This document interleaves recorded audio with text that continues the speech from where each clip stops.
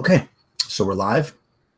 We're playing some BX Dungeons and Dragons, Basic Expert. Although technically this module is from Dragon Magazine, printed from Dragon Magazine. It is a from 1990, so it would be the BECMI. But I play BX, so that's what we're going to run under. It is called Hrothgar's Resting Place. So the party is, I'm going to say, I probably should say this before the story, but I'll say at least your main characters know each other, but you don't always adventure together. You discovered this wizard's journal a while back in kind of a treasure hoard, and you had in the town of Kelvin, there was a sage going through it and like deciphering the code, basically, so you guys can figure out what exactly it said and stuff. And you're meeting back here to now read it since it's been deciphered. So you're in Kelvin, which is in the Duchy of Karamakos, which isn't 100% relevant to this, but that's pretty cool. But so basically, you're in a medium-sized town. It's kind of on a major trade route and stuff, and you've kind of regathered here. Maybe you're staying all at the same inn, we'll say, and you've met and you're sitting down. Maybe you're in a room, but maybe probably in your room privately, or a back room, reading this journal, which I will read some entries from it for you guys. But maybe we'll just do character intros first. That way we can see who's sitting in this room, so we can get the right vibe going on. You've got some ale, and I guess I'll go from my left. So, Darian, do you want to tell us about your characters? Okay, this is actually a bit of an odd couple. One character is a dwarf, and you can tell by the bushy hair that sticks out from the crevices of his plate mail armor, which is excellently crafted and enhanced plate mail armor, fits him perfectly, and it gives an aura off as well. But on his arm, sort of, is a somewhat different looking female. She's unkempt in appearance, has braided white hair, and is generally pessimistic. So she's kind of on the dwarf's arm. They seem to trust each other and come in. Cool. She appears to be a cleric.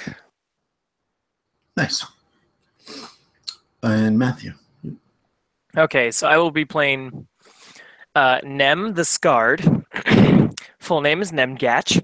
Doesn't like it though because he's quite fond of his own appearance and the appearances that he gives to others. So he is quite dandyish in appearance, very well kept, very sharp looking. I mean, not a suit, but the medieval equivalent of a suit in this case. Curly red hair, and just the most amazing red handlebar mustache. Nice. Flanking him is his trustworthy, we'll say bodyguard in this case, Aggie the Unexpected. And quite contrasting to Nem, he is extremely unkempt in appearance, long black hair, pretty disheveled. Looks like he's been in quite a few different fights, and generally just being kind of stoic in the corner. Nice. And Tony? Sitting at the table, first you will notice a human male that stands about 5'10", medium build, with this just beautiful flowing blondish light brown hair, and very charismatic looking, very clean shaven, just a very handsome, looks like he comes from royalty, as he's sitting there in these white clothing and these white pants, these trousers, and this white shirt, and this cloak that's pulled up over him, and he's sitting there and he's holding one of his hands out, and he's not really paying attention to the rest of the group as he's eyeing one of the waitresses up there as he gives her a wink, and this little blue light starts kind of glowing and flashing in his hand. He gives her another wink, and that is Shuttlefinks, the magic user. And sitting behind him, holding a dagger, and he's chipping into the table here, this wooden table with this dagger, like he's trying to pry something out of it. But he's just sitting there and he's writing some symbols into it. And when he looks up, you see a very large, maybe 6'2", 6'3" human male very well built, wearing this chainmail armor. And on one side, he has a long sword, and across his back is a short sword that's scabbard. But he's concentrating on this dagger, and he's not really paying attention to the party either. He's scraping these symbols into this, and then you see underneath his chin, you see this big tattoo that is just covered around his neck, and that will be Clovis, better known as the Brander, human fighter. Nice. Okay, right. So you guys have, as I said, we've gathered together. Everybody's playing two characters because one will be like their henchman, just in case things go south. You guys may need some help. And you're going through this book, so I'm going to read some entries from the journal, which has kind of caused you all to gather here. So gather around, children. So our expedition to the land of Karamakils has come to an end, and we shall begin our long journey home to Sutherford in the morning. My bold friends and I return home far wealthier than when we left. Yet we have paid a steep price as well. Our fearless comrade, Hrothgar, has lost to us forever. While staying in the town of Kelvin, we heard stories that a marauding red dragon had been terrorizing some of the farms north of the town, swooping over the moors to burn down the barns or devour a cow or two. My companions and I, knowing that where there's a dragon, there's bound to be treasure, immediately volunteered to hunt down the beast. The townspeople eagerly accepted our offer and told us they suspected the creature's home was hidden in the middle of the moors. So you know that the moors are kind of to the northeast. Fortunately, I knew better than that. No self-respecting red dragon would live in such a bleak, open, forsaken tract. I had a hunch the dragon had a cave in the hills north of the moors. So that's where my friends and I started our search.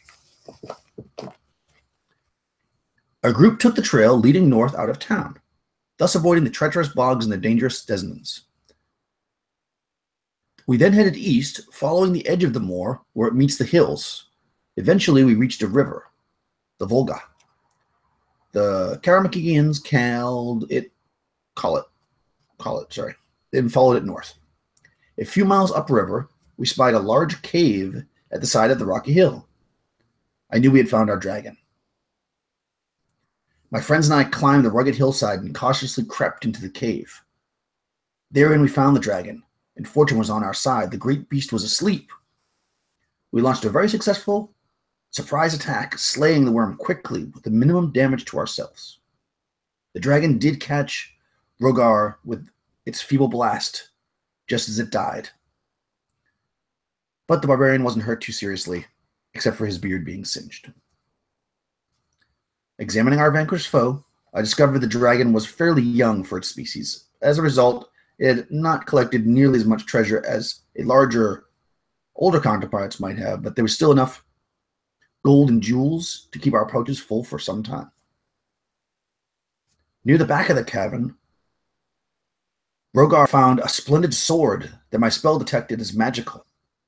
He also claimed a beautiful statuette of a lion wrought in silver inlaid with assortment of gems as his share of the loot. While the barbarian admired his new blade and statue, the rest of us sifted through the remainder of the treasure. Suddenly, Hrothgar let one of his annoying grunt laughs and claimed that his new sword was talking to him. The next thing we knew, he was scampering around muttering, "Scabbard, scabbard, my sword needs a nice scabbard." Not finding one in the dragon's main treasure hoard, the barbarian disappeared down a side tunnel. And that was the last we saw of our friend Hrothgar. We heard his long cry of terror and the muffled clang when he hit bottom. The fool had gone off exploring without a light and had fallen into a deep shaft. My companions and I rushed to help, but it was all in vain. We found the pit that had claimed our friend and called down into the darkness, but there was no response. I dropped a small stone into the shaft and finally hit at bottom after several long seconds of silence. We could do no more, however, because the stupid barbarian was carrying our only length of rope. Since Hrothgar's fatal fall, I have come to the conclusion that the blade he found in the dragon's lair was an intelligent sword. Such a sword, I have heard, is capable of bending the will of its wielder. and that person is not mentally strong enough to control it. Although Hrothgar's sword arm was highly respected by both friend and foe, intelligence and wisdom are attributes his barbarian did not possess. I fear Hrothgar fell under the sword's sway, and that's why he romped off in this ill-favored scabbard hunt. Whatever reason for his demise, I will miss him.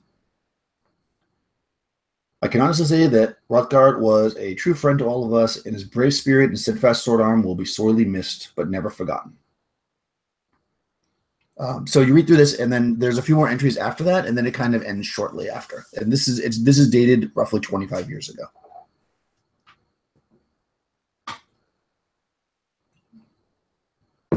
Someone was reading that to us, or we were reading it. Yeah, I was reading it to you. Yeah, you guys read it. Like whoever was probably most likely to read it would maybe somebody with high intelligence or whatever. Maybe you're reading it. Sure, imagine.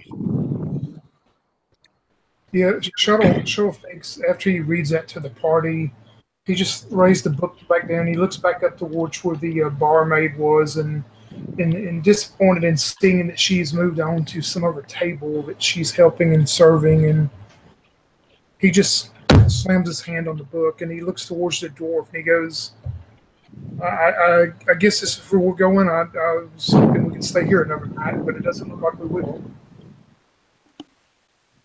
I'm always looking for a good fight. Me and the lass here, we'll stand our own. So we gotta go to this cave then? They say there's a sword to be had. And it'll take control of us? I guess that's what those notes said. My mind is kind of fuzzy. I had my mind on other things, and at the sound of sword, Clovis just stops picking at the table with the dagger, and he looks towards the other fighter, Aggie, and he goes, they need our sword? I'm sorry, what does he say? I heard sword. I guess they need our swords? Yeah, but it sounds like there's a sword out there to get, too. Oh, okay. Aye, more treasure. I say we split it evenly. Go on this little journey. Could be profitable. Yeah, the notes basically tell of, at the very least, well, a dragon sword, but you assume they took most of it, if not all of it. But the barbarian who died, at least on his person from that horde, had what seems to be a magic sword and a silver statue inlaid with gems.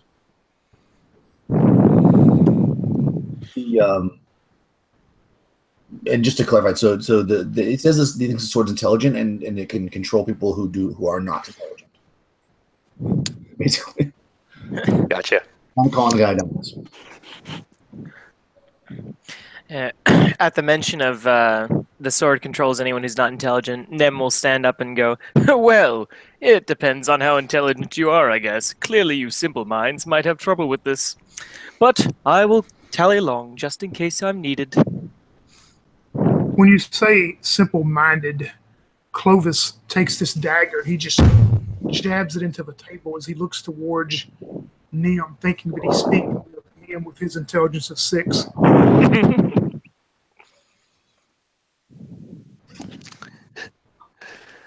Good call. Yeah, we'll say it's like late afternoon. So this place, based on your estimates, depending on how you go, the fastest way to get to where they're describing is to go through the moors, which will bring you, which is about 30 or so miles. If you follow the route described in the journal, it's probably not quite double that, but close to it. And I'm guessing this is the evening right now? Yeah, you're like early evening. Is there time to reach this destination and investigate? It's always dark underground. Shuttlefinks starts rubbing his hands together. Well, I've always understood it's usually best to leave at morning light. You get up early in the morning, you have some hot drink, you have a plate of food and you leave it morning light, as he tells the party this and hopes that he has other reasons for staying the night. They don't know that. And as he looks over at the barmaid, he'll notice that Nem is already hitting on her. Huh. Well, that's okay with me, I suppose. I can gamble half the night away anyway. Well, good, gentlemen. And Shuttlefinks jumps up and he says, I will see you in the morning. As he walks out of the tavern door into this village or town that we're in, he takes his exit. No one knows where he goes. Okay. Yeah, you can travel, just to give you an idea. I mean, some of you are in plate mail, but let's say even at the middle travel, you can travel about roughly 12 miles a day. So, and considering like open terrain through, on roads. If you're on mountain, jungle, swamp, or like hills or whatever, you're gonna be a little bit slower than that. So it's definitely gonna take more than one day to get there. No matter when you leave, but yeah, you'll get further obviously if you leave in the morning, assuming you don't want to travel at night. Indeed. Monsters come out at night and all that. So all right, so you're able to spend the night in the town. Subtle hints from the DM. Usually monsters come out at night. Hint. Monsters at night. Yeah, well, you would know that as you're at 5th level. You made it that far. So yeah, so you basically, yeah, I guess I can show you the map. It's not really going to hurt.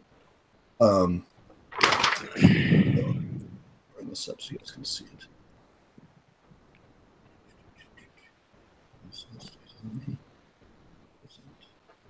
Okay, so Tony's on the screen. There we go. All right, so this is basically where you think the Barky Treasure Cave, the treasure cave is. You're here, right? So right. this is the moors. So that's definitely the most direct route. This is the route they describe in the journal, is going up and over. Right, that avoids the moors and goes through the hills and the roads.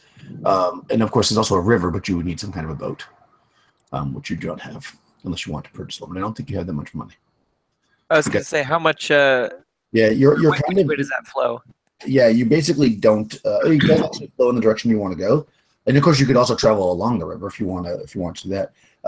Yeah, you're all pretty broke. That's why you're kind of doing this. Probably Fair. For 5th level characters, you don't have very much money right now. You gambled it and spent it and enjoyed it, and now it's time for another adventure. Indeed. So yeah, that's why you're walking. The next morning, as the party is gathering there at the tavern having their breakfast, they'll see Shuttlefinks come back in, and it appears all of his fine-looking clothing that he always wears has been firmly and cleanly pressed and probably laundered sometime since he left. And he approaches them and says, I've had my breakfast. Are you gentlemen ready? I see there's several ways to go there, but of course, we need to go the way that is the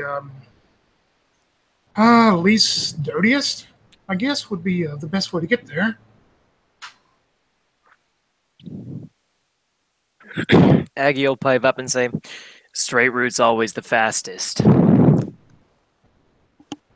I've got a hangover, so let's get on with it. And just you see the tall blonde beside him is kind of looks a bit rough as well. They were up all night, basically, most night. If we go the quickest route, isn't that the one that ensures getting dirty? You can either get mud on your clothes now or blood on your clothes later. It's going to happen. Well, I volunteer for you to just lead the way there then. And you get the first amount of dirt and soot and mud. And then the time it gets to the back of the line there, I should be okay then. That sounds good. Nem comes walking down the stairs, also looking extremely disheveled, got serious bedhead going. but his mustache is good. And he's like, haha, that's what I hired him for. Well, lead on then. Lead on. All right. Okay. So do you want to go the route that's described in the journal, or go along the side of the river, or go straight through the moors? Oh, I don't like those moors. They stink. I say we follow the river, get some fresh air at least. Maybe fish a bit along the way. Aggie will concur. Usually traveling along the river is the easiest way to do it. Okay. Cool. All right, so you're going to go on the river. So you leave. So you can travel. You're on a road here, so you're going to be able to get. So you go south about 8 miles or so. You're traveling fast because you're on the road, and to get to the river, and then you can start to walk up the river by you know, you get about a few miles up the river before you camp. Oh yeah. Oh, so we make pretty good pace. Yeah, you definitely make good pace on when you're on the road. Yeah. Yeah, about noon, the dwarf perks up, and he's into his third beer by that point or so, and he feels a lot better. And then throughout the day, he gets in better mood. And Hair of the dog. yeah, and he's just cruising by supper. By the time we're ready to make camp, he's whistling and singing with his Delilah's her name. I hope we made it to supper time before we go run into something. Yeah, you make it all the way to supper time without having any kind of running or anything. Wow. I know, it's crazy. So yeah, you camp alongside the river the first night. It's pretty quiet out here.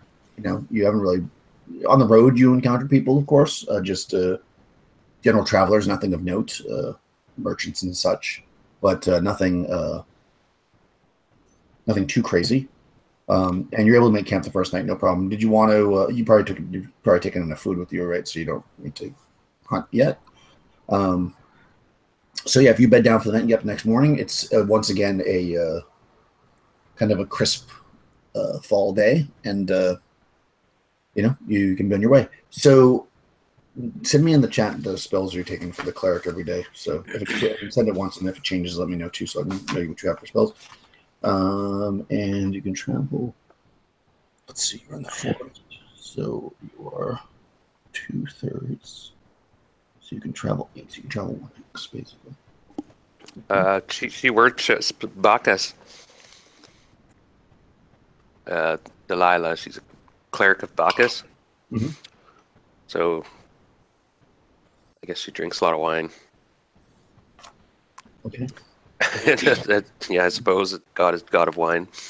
Drink wine if you like. Frivolities. That feels like a. For lack of the god Dionysus, we have Bacchus.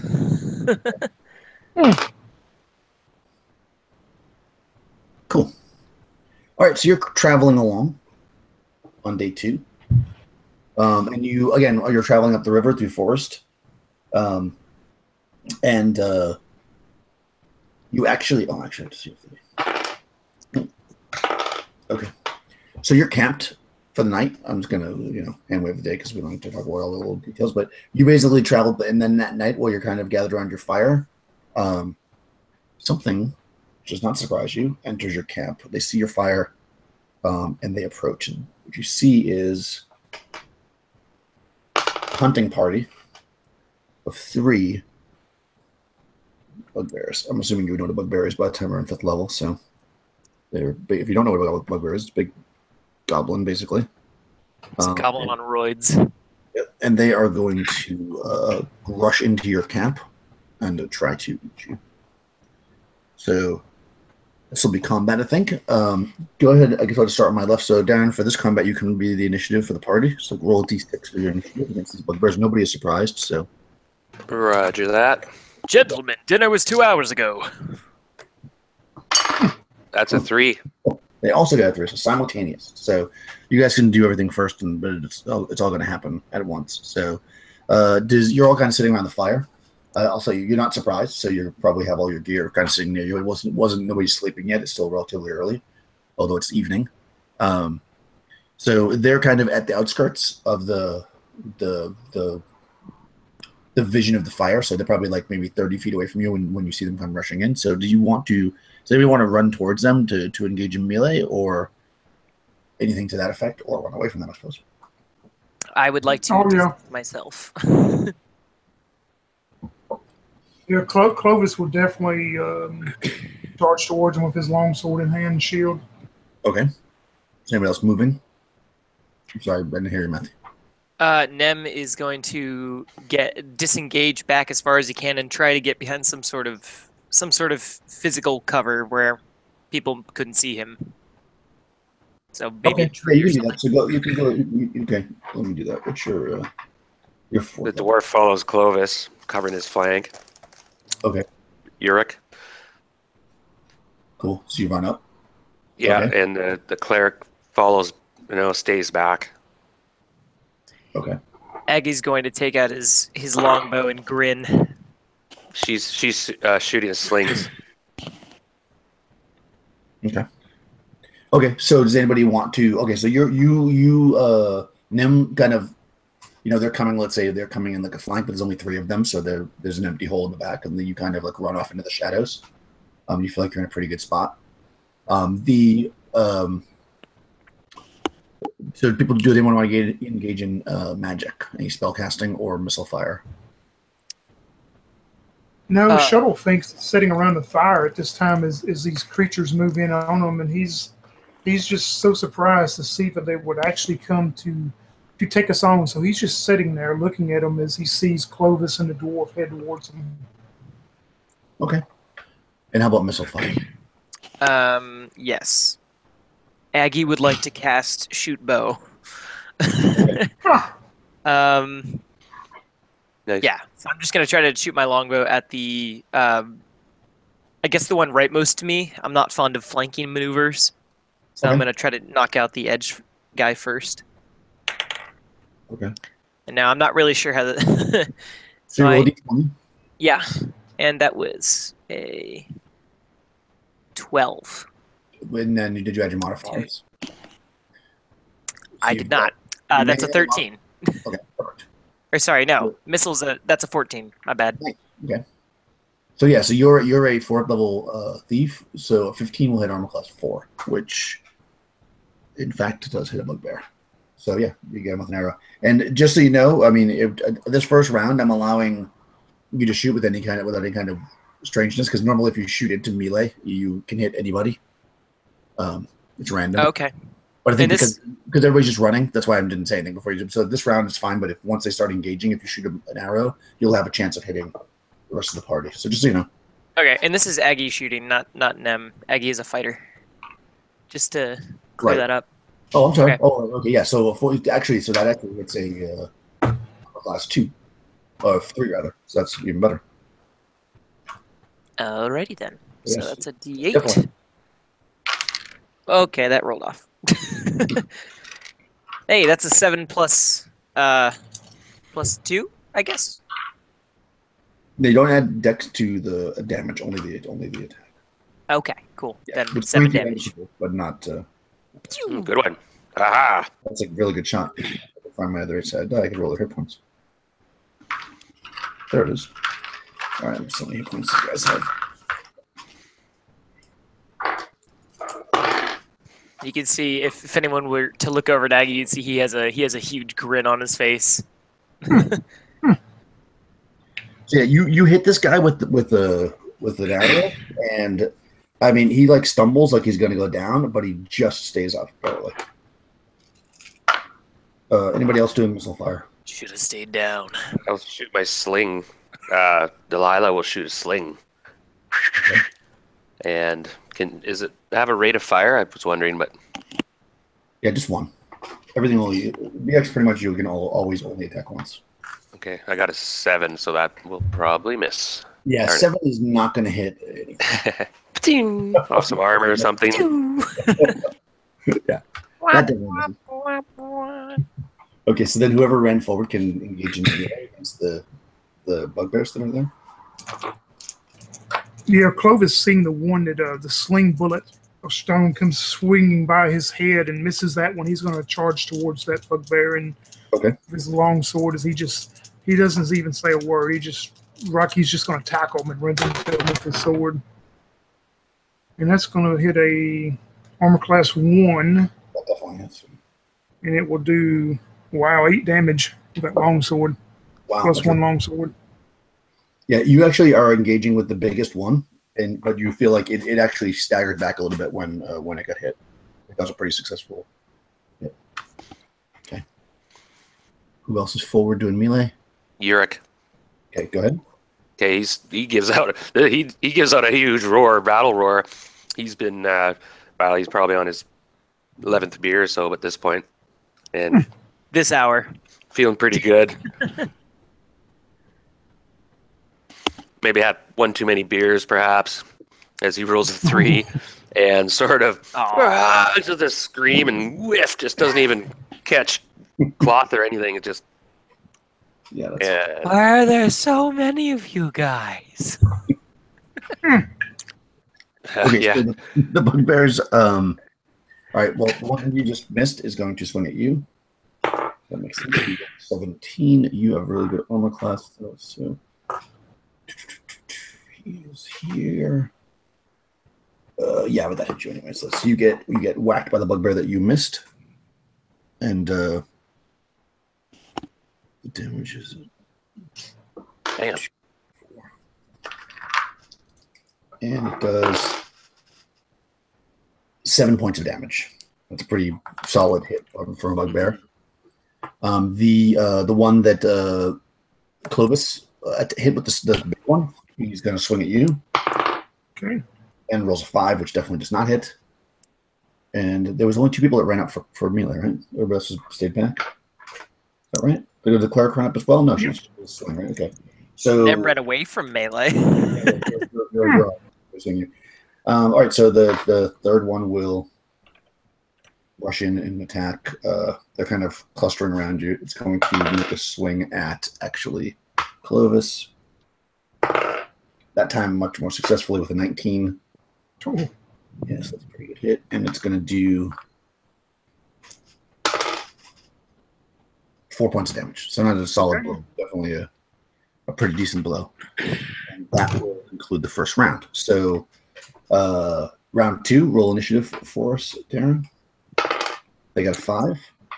Roger that. A 2. I got a 2. All right, they're going to go first then, and they're just going to repeat what they just did. So the first one's going to swing at Yurik? Dwarf Yurik. Yep, with a 15. You can put those dice right away. Yep. This is a game science dice there. They roll high and low. Just not. I got this dice right here, man. Is lethal. Dead old Whitey can. And so that hit you. Yeah. So yeah, these bugbears are they're probably singing songs or something. Ooh, 7 points of damage. Well, this guy's hammering you. And then the other 2 are going to again attack Clovis. Good thing he's drunk. It actually makes sense because bugbears hate doors. So I know, and in 1E, the dwarves get a bonus against large creatures. Yeah, I don't think you're doing this. Goblins get something like that in 5th edition. Is that true in basic? I should look quickly, actually. I'll quickly look. I don't think so, though. They get +4 on their AC when they're in 1E. Yeah. I don't think in BX. I know in White Box there's a deal for it, but yeah. Okay, well, carry on. I was wondering because I'm like, oh, wait a minute, large creature kicked in. No, I don't think so. Dwarves are hardy creatures. You get good saving throws. You get vision, construction. Yeah, you don't get any bonuses to your AC for that. I don't even think halflings do. Well, I'll just take it like a dwarf. Yeah. Yeah, they try to keep it simple and basic. So 2 attacks against you, 13 and 12 are the rolls. That will hit armor class 3 and 4. So both of those hit you, right? Close? Yeah, yep, because I got AC 4. Yep, so you get whacked twice. Jeez, bugbears. Ow. Cleaning house. Stop it. So much for this one shot. I have to just run to the kitchen. I'll be right back. Points and then 3 points. So 10 points of damage. Holy crap. 10 total? Oh. Yeah. Okay. First random encounter takes the whole. Huh. Man, when I saw bugbears, I'm like, oh, that'll be easy. All right, that's all they can do. Now, who wants to move on your side? I would like to circle around. Nem would like to circle around and get behind them, if that's possible, so he can do a little bit of shanky. Yeah, you can do it. Roll a d20. Well, d20. All right. This isn't the attack. This is just 3. 3. Oh, no. So I'm going to say that you can't get to them if you want to stay hidden this round. But you'll be able to do it next round. So if you want to get your sneak attack, it'll be next round. How is Clovis looking? Oh, he's not doing too well, but Oh. All right. Okay. I don't think the dwarf is not doing too well either. I wouldn't imagine. Anybody else moving? Yeah, well, he's been hit. Oh yeah, but no, I'm going to keep swinging. I'm pissed off now. The dwarf is angry. Okay. Aggie What about the 2 people that did missile attacks? Are they going to? I got a spell this time, Daniel. Whenever we get to hit. Yeah, or are they going to move? That's what I'm asking. So, Yeah, I was going to say Aggie's going to throw his bow down, pick out his spear, and charge. Okay. How about the cleric? What's she going to do? Is there one close to death? Like I see it severely wounded. There was one that was. It's hard to tell. I mean, they're definitely the first one that got an arrow in it seemed like it took the blow the worst. Yeah. But it's hard to. I'll shoot him with a sling. Okay, you can't aim again if this is first edition too. You can't aim when they're in melee. I roll randomly to see who it hits. If you want to use a sling, that's why I'm asking. Okay, I'll cast heal spell. Okay, so you gotta move forward then. Okay, so you all right, but you can't cast and move the same round. So you're gonna move up and then heal next round. Yeah. Cool. So you run up. Okay, so melee attack. Oh no, spell. I'm sorry. Tony, go ahead. Yeah, quick question though on this the sleep spell and BX. I can concentrate on the bugbears only, or is it going to catch the party also? It'll hit everybody. It does take out the lowest hit dice things first. Ooh, okay. Yeah, that's what I was curious about. Yeah, I mean, in this situation. Let me look up another one real quick. I got it right here just to see how it's worded. You want to target a single one, then you could do that, but not like each individual one. That I would allow that as like a variation. If you want to pick one, then you could do that.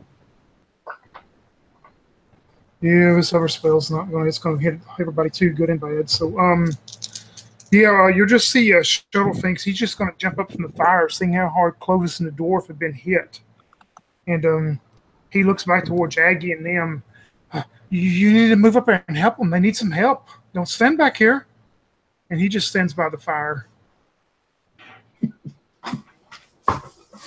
Okay. All right, so melee attacks. So you've got 3 bugbears being engaged. Yeah, Clovis is definitely going to try to take out the bigger one, the boss man that he hit earlier. And that's going to hit armor class 2. That definitely Going hits. to do 7 damage with the long sword. Oh, wow. Yeah, he actually he like goes down like almost to a knee and then kind of just barely stands back up. Okay. Nice. Uric is gonna give out another battle cry. This time he's a bit more careful. He tries to square up a good shot on the one that's opposed him.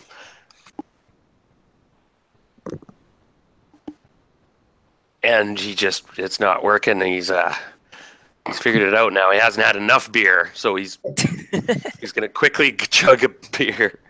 No, I'm kidding.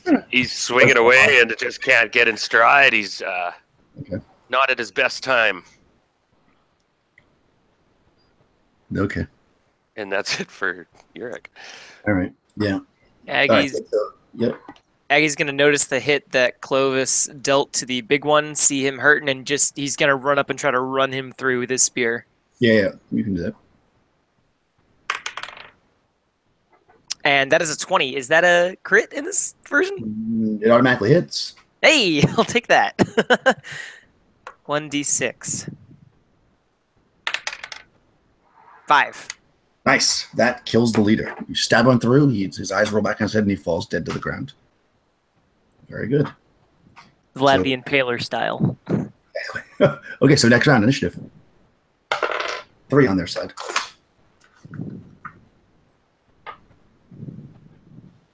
Dear. Okay, sorry, go ahead. I just had to run the kitchen real fast. Roll initiative. So I missed that. Roll initiative. Oh, you said gotcha. No, sorry. Yeah. You can't miss it. You should do it. 3. Simultaneous. So wonderful. Okay, so hold on a second. I'm going to roll their morale because their leader just went down. Oh, you took out the leader. Nice. Yeah. Okay. They don't seem to be phased by it so much, and they're going to stay and fight. It is simultaneous, but I'll let you guys go first. So is anybody moving? I guess Nem would be to close the distance. Yeah, you're okay. And I'm in positions I need to be. Yeah, I'm good. Okay. Missile fire. Nobody's doing that right now. Spells. Now you're going to do the heal spell, right? No. Yeah, now Clovis, and they're close enough. I can pick either one. Yep. How bad is Clovis hit? He's pretty serious. I can He's tell down. He's pretty serious, but I mean, if the dwarf's worse, you go ahead. Yeah, she actually goes to the dwarf because that's her lover. So, and goes quickly and grabs him. Careful, my lover! And she reaches down and grabs his head and conducts some force of energy into as he screeches out, "By Bacchus's grace, I heal thee!" And she spits a bunch of wine on the back of his head, and the wine sinks in and kind of heals him partially. Okay. Is that a 1d10? It's a 1d6 plus 1. Get a room. You could tell her alignment is possibly chaotic. She's interesting. Her alignment is sloshed. That is well possibly. So I get 5 hit points back. Nice. And that inspires Eric. And whose turn is it next, by the way? Yeah, you guys can all attack, but let's have the thief go first because you were kind of moving up. So Okay. You can melee attack. All right, I want to give this bugbear a colonoscopy.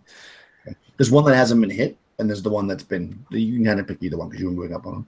I'm going to try to hit the one that hasn't been hit yet. Okay. All right, Okay. so you get +4 to hit because you're Ooh. backstabbing and you do double damage. I will take that. For sure. All right, that's a 17 on the die. And so this sword has a +1 to it. Is that +1 to the damage? Yep. Okay, I'll take that. That's a D10. Yep, D10 plus 1. Okay. Plus your strength. Plus strength. Oh my god. So much strength. Okay. Oh wow, that's a lot.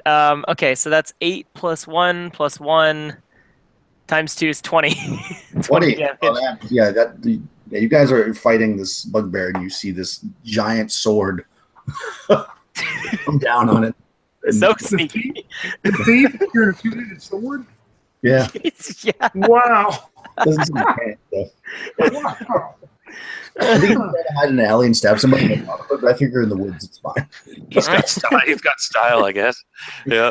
Yeah, I mean, hey. It's almost like a spear coming through the body of the. Yeah, essentially, that's how he's using it right now. Is he's just like poke. It's not even a slash. Yeah. Just a curiosity, it is. I know in 1E, again, I'm harping on this. I wonder, two-handed sword does more damage to large creatures. No. Okay, gotcha. Yeah, this. And the Get bugbears used are to- large anyways. They're medium. Gotcha. But yeah, no, that's a good point. But basically, they skim all. That's what makes that's the difference, basically. Yeah. Yeah. Oh, I'm just curious, though. Sorry about that. Okay, so that he's down. Bugbear number 2, and there's only one bugbear left that is severely injured. I just want to do a quick thing here. No, okay, actually, he would. All right, he's gonna. Although what happened after? Okay, so yeah, he can't do shit. Basically, there's one bugbear left that has very few hit points, but you guys can hammer him. And if you somehow both these guys will get an attack though before before the round's over, but you guys can go ahead and finish your attacks against this one bugbear. Whoever's there. I guess he's technically right in front of Clovis. If you want to attack first, I guess. Yeah, I often say Clovis sees this thief sneak up on the one and just pull out this sword that's probably as long as he is and just decapitate him. And Clovis doesn't. He just as he looks towards the one that's.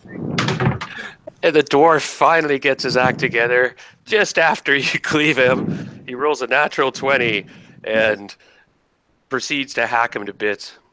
Chop, chop, chop, chop, chop. The one that I knocked the head off of. Yep. Okay, so Tony, did you hit with yours, or what was your roll? Yeah, I hit armor class 2, and it did 7 damage. Okay, yeah, that kills him. Okay, yeah, so you guys basically, now the thing is, before, because it was simultaneous, they each get an attack first. So the one that dies eventually with the two-handed sword is going to swing at the dwarf. Oof, 19. And I switched dice for you and everything. And it does 5 points of damage. Oh, shit. That was basically That one healing. Yep. And then the one that you just killed there, Tony, before it dies, it's an attack on you, and it rolls a 20. Wow, I guess you shouldn't have made Damn. You can go first next time. Oh, and I rolled a 20 finally. Oh, it's obsolete. Well, it doesn't matter because they were simultaneous. So this is all happening. Yep. I know. 5 points of damage against Clovis. How many again? 5. Okay. Yeah, so you basically hit him as he hits you, and you both kind of get hurt, and he drops. I like the idea. Clovis definitely leans into him, and he starts wavering down to the ground, but he gets back up on one foot, and I got him first.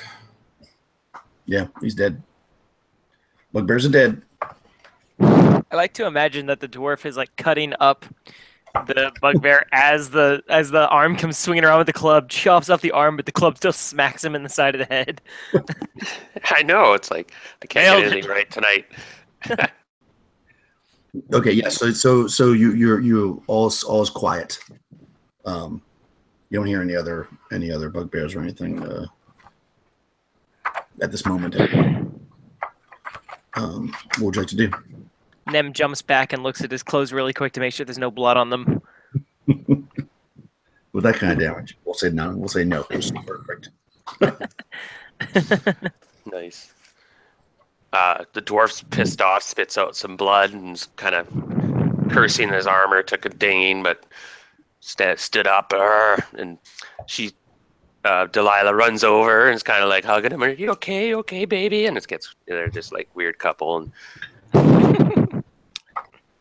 have a swig some ale. Clovis, while they're doing their little love-making session and kissing and hugging, Clovis doesn't even pay attention to him. He's going to look at the bugbear leader and the one that he just engaged as he rifles through them to see if he can find anything worth anything on them. Yeah, the bugbear leader has 13 gold pieces and 50 silver pieces. He's got like a pouch. Ooh. Yeah, the other bugbears have, we'll say between the two of them, they have 42 silver. In addition to that, the leader has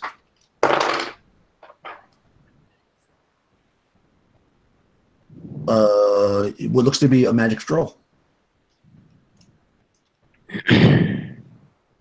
Yeah, he gathers all this stuff up, probably with the help of with Neom, and he goes back to Shuttlefinks and just throws down the sack of money, and I found this too. You can read it probably. I don't read well, as you know. And he hands the scroll to Shuttlefinks, and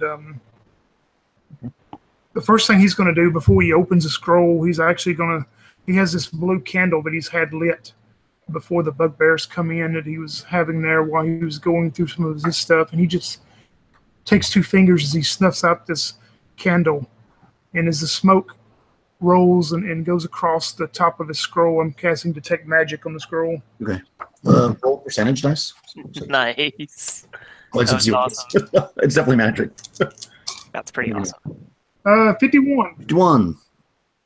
Yes, it is a magic scroll. Yeah. And he does that for his little show of not being able to do anything during this combat. And yes, I believe this will be definitely something that will help us as he unrolls it to try to decipher exactly what spell is on it. Okay, so it's actually a scroll of protection. Protection from undead. So you recognize that's what it is right away. It's pretty clear. Anybody can use this protection scroll, I believe. You just read it, and let me just make sure that's true. Protection scroll can be read and used by any class. So anybody could use it, actually, because it's in common, basically. It creates a circle of protection 10 feet across. With the reader at its center, prevent any of the given creatures from entering the circle. So this is actually protection from undead. Ooh. Oh, he immediately wraps it back up and secures it, and he looks towards the cleric and he goes, please, we're not in the tavern tonight. You don't need to be doing all that in front of us. I found this scroll, mighty cleric, that I can use, and you can also use. It's protection from the undead, those things that you like to cast away so much. Oh, she stands up and tries to adjust her clothing a little bit and looks down at you. She's quite tall, actually. It's humorous. This dwarf's only about 4 feet tall. And she's probably 6 feet. Tall and real lanky, you notice now, too. And she slows you down a bit. She has like 4 strength, so she doesn't move well, and her armor holds her down. She's always complaining about being tired. But she goes, well, then who's going to be using the scroll? Well, I'll keep it for now, but if something happens to me, at least I have it on my person here. Well, I'll keep that in mind. And then the dwarf starts cleaning his axe, all the gore off it, gives a chuckle. Well, that didn't work out quite the way I intended it to. Kind of mutters to himself. How are you holding up there, Clovis? He just turns and he looks at you, and it looks like he's probably been working out in the field all day in the hot sun. He just looks at you and he goes, not well either, as he slinks down by the fire to rest, and he's down to 2 HP. Oh. Can I help him with bandages, or is that just... Yeah, no. No? Okay. I mean, I'm going to offer some anyways. For flavor, yeah, but it doesn't do anything mechanically. Okay. I mean, technically, you would be doing that, and that's kind of assumed, I guess. Okay. But yeah, you're pretty beat, I would imagine. Okay, so you probably keep double guard or whatever overnight to make sure nothing else happens, and nothing does. It's actually a pretty quiet night. The bugbear bodies are a little stinky. Maybe you move them away from the camp, but they didn't have much on them. They were basically just had like loincloths and that little sack of treasure and the scroll, which seemed weird that they would have the scroll, but yeah. Would we gain any hit points back from the rest of the evening? No? You have to spend a complete day of rest. What about spells? A spell could do it, yeah. Right. Okay. Cast a spell if you had another spell, or you can do it the next morning. Yeah. I wonder if we should take a day to rest.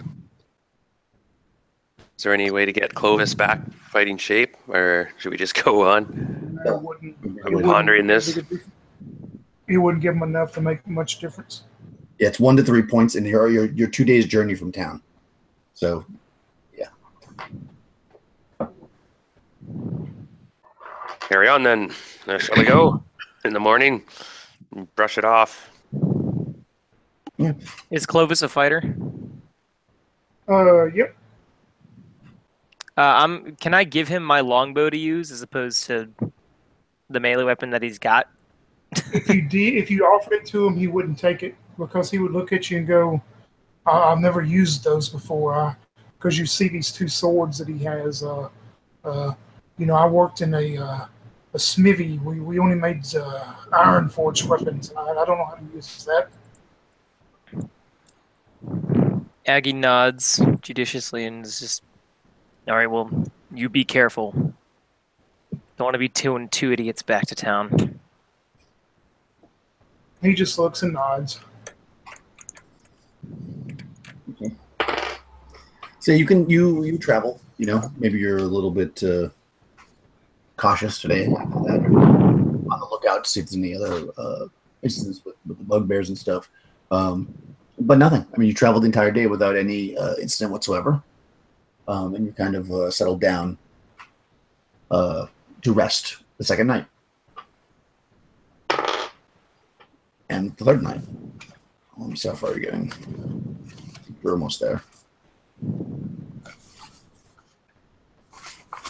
Oh, man, bugbears. I start using those more often. I like bugbears. Yeah, they are pretty good. I just never think to use them. So okay, so yeah. So actually, you are the third night. You realize that there's a chance you're either going to get very close to or to the location tomorrow. So you're probably happy based on the. You're gonna have to cross the river. Any more recovery for wounds? No, you have to spend an entire day resting. Okay. And then you get one to 3 back if you do that. But you guys aren't spending a day resting. You're traveling. Yeah, right. Unless you want, well, you can cast a spell. I mean, every day you have spells. Is there any? Yeah, so I'll do that as we're going whenever I can. Recharge my. If you wanted to cast a spell, there would just like hand wave 2 days. So if you want to cast 2 spells, that's fine. Cool. Now, if I want to do some cure light wounds, I would do 2 a day. So that's 4 cure light wounds. Okay. I'll give 2 to the dwarf or who else is wounded? Just the dwarf and Clovis. Yeah, they're both hit pretty hard. Yep. Okay, so here's 2 for Clovis. Okay. 6 points back. 6. Okay. You have And quadruple your health. 7 back for Uric. So he's back up. He's at the 30 again. Mhm. He's still down some. I think you're 8 then. You get 1d6 plus 1. So 6 and 2 would be 8. Oh, Right? Is that a 1? yeah, that's right. Yeah, that's right. I was wondering what that was at first because I couldn't really see because it was so small. I'm like, oh, these are your dice. What is that? I got the roller going. Yeah, it's nice. It's like a little bowl. Yeah. Smart. Because then you don't lose your dice everywhere. I end up losing mine all over the place. Okay, cool. Yes. Yeah, so as you settle in, that tomorrow you'll likely get to the location, or you might get to the. Yeah. So, yeah. Let's see if anything happens the last day as you're traveling towards the. So. You're traveling along the edge of the river, and you're kind of borderline the moors because they're like off to the side of you. But now you start to get into more of a hilly area, between the hills and the river. And you think you got to the place where they're talking about you should turn, and you kind of come off the river. Now you're kind of walking just through the hilly section, away from kind of the track that that you're coming from. But you can kind of keep pace. It's pretty easy to see where you're going, so you don't think you're going to get lost. And you're traveling about half the day when you look up. And you see in the side of the mountain a very, very large cave. Gentlemen, I believe we have arrived at our destination. Maybe we should take a 5-minute break before we go on up to the entrance, though. That is a good idea. So let's take a 5-minute break so we can get a drink. Oh, okay. Is that what you really mean, or you meant? No, I just meant game-wise. I still think that's a good idea. Yeah, I think everyone has good ideas. Everyone's got a good idea. All right. All right. Be back in 5.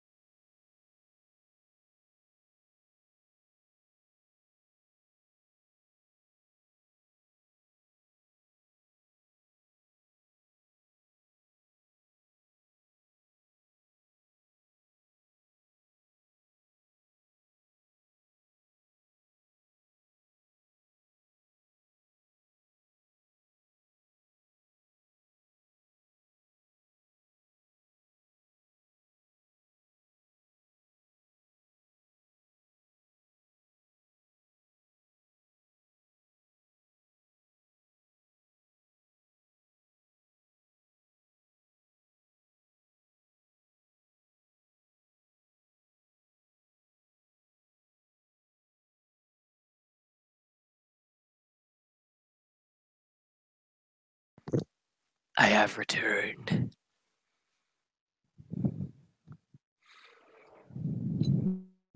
Oh, me too. Hey. What's going on? Yeah, I'm back too. I couldn't get myself unmuted. I'm here, bro. Oh. Very good. Is it cold weather there, Daniel? It's at night. It gets a little chilly. It's going to be about 40 tonight. Oh wow! I wish you'd get 40 here. 40. It was in the upper 80s here today. Oh. Or high. It was 75 today, which is really nice. I mean, It was beautiful here. But we got that cold front coming through tomorrow. It's supposed to cool us down into the probably I think low 50s and 70s in the day. yeah, I just always have to remember that I need to close my windows when I go to bed, because otherwise, when I get up in the morning, the house is really cold because the cold air comes in overnight. Yeah. But yeah, if I leave my, it's nice during the day, so I leave my windows open. But if I leave it open at night and it drops down to 40 or so, then the house will get cold. Mm-hmm. But You it's don't the have to worry best about when you're falling critters. asleep. Oh yeah, I love it when it's cooler. Like I leave the windows open in my bedroom, but just not in the main part of the house. Ah. You have screens on them. You don't have to worry about critters coming in, do you? Yeah, I got screens. I've been saying, ooh. No, critters would definitely come in. Oh, so is that raccoon in the background your pet?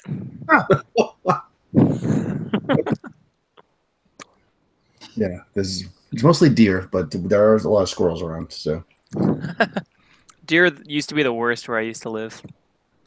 yeah, they definitely like to eat stuff. And for some reason, they like go through periods. Like right now is one where they're just out a lot. I don't know. It must have to do it times a year or whatever. But you have to be so careful, like not to hit them, obviously, when you're driving. Yeah, the deers in my neighborhood hated screen doors. Huh. Could not stand them. I'm using my imagination, and that sounds pretty awesome. No, it's pretty great. Think about the Kool-Aid Man, but it's just a deer. Oh wow. Wow, I don't think they're that bold here. Well, I mean, they come and stare at me, but they never try to come into the house. Mm. That's amazing. Okay, so we're all back. Yep. So you're looking so. at this very large cave. I mean, you know that from the diary, if this is the right place, that there was a dragon in here. So obviously, it's a big cave mouth, and you got to climb up to it a little bit, but it's not really too difficult. If you take your time, you should be able to do it with any kind of a check or anything. But yeah, that's what you see. Big cave, and it's probably like early afternoon.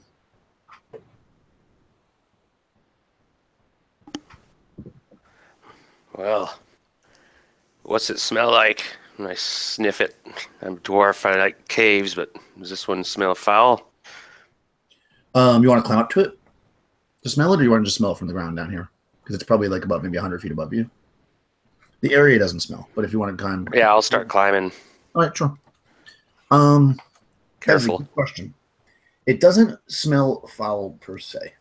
No, it doesn't smell like death or anything. Although it has been 25 years since the diary was written. When you do get up and you kind of look in, you can see that this kind of like you got the main cave entrance. It's kind of a big opening, and then it kind of goes into like a tunnel, which is still pretty big. It's actually, I think it's 30 or 40 feet wide.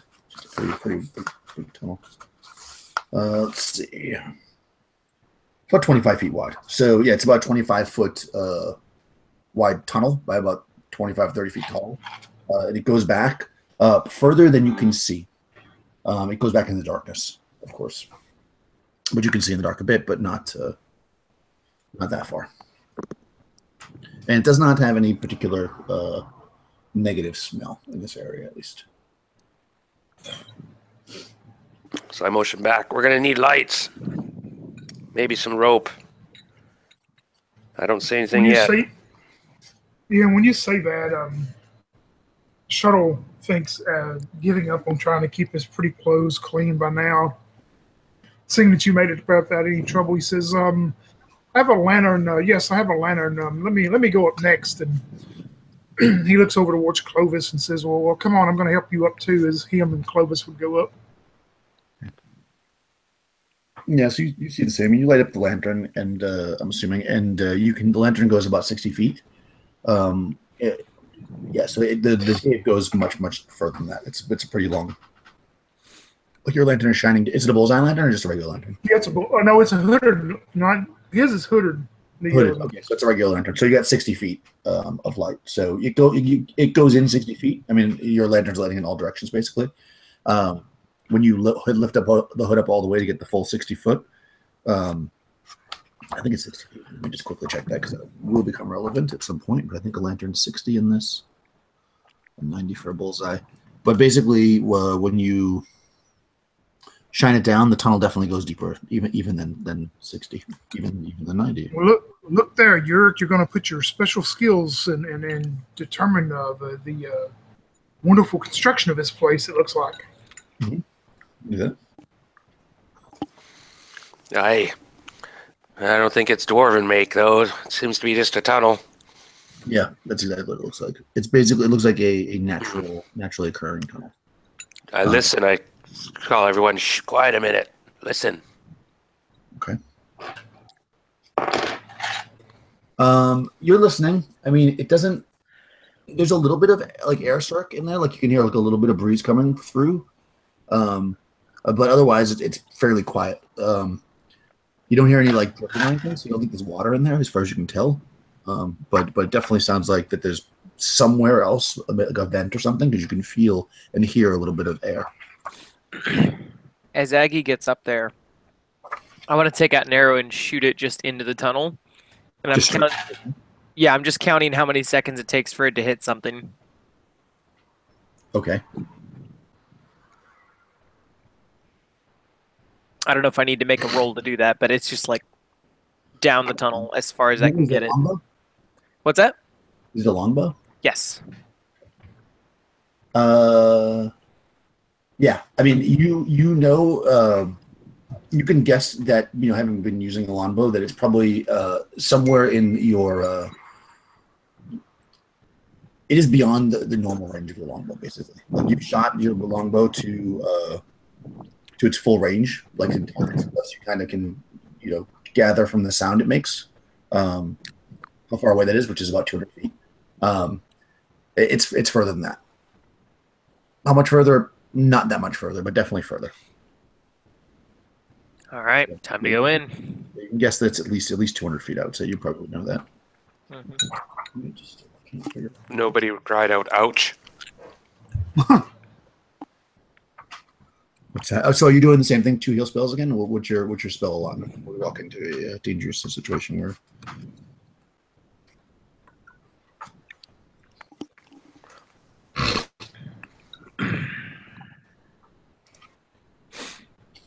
Darian?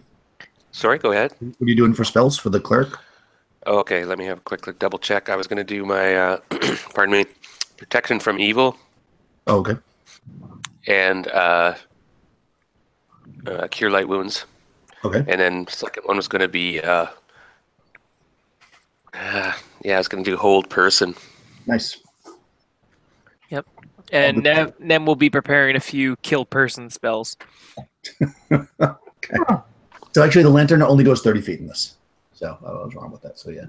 Either way, you know, based on the sound of the arrow, that this tunnel goes in pretty damn far. So you're just doing a single lantern with the whole party? So how are you going to do it? No, Clovis has a bullseye lantern. Okay. I'll say that goes. So he says, well, I'm still not feeling too well. I'll bring up the rear and provide us some light back here. Okay. All right. So who's going first? The dwarf will go first.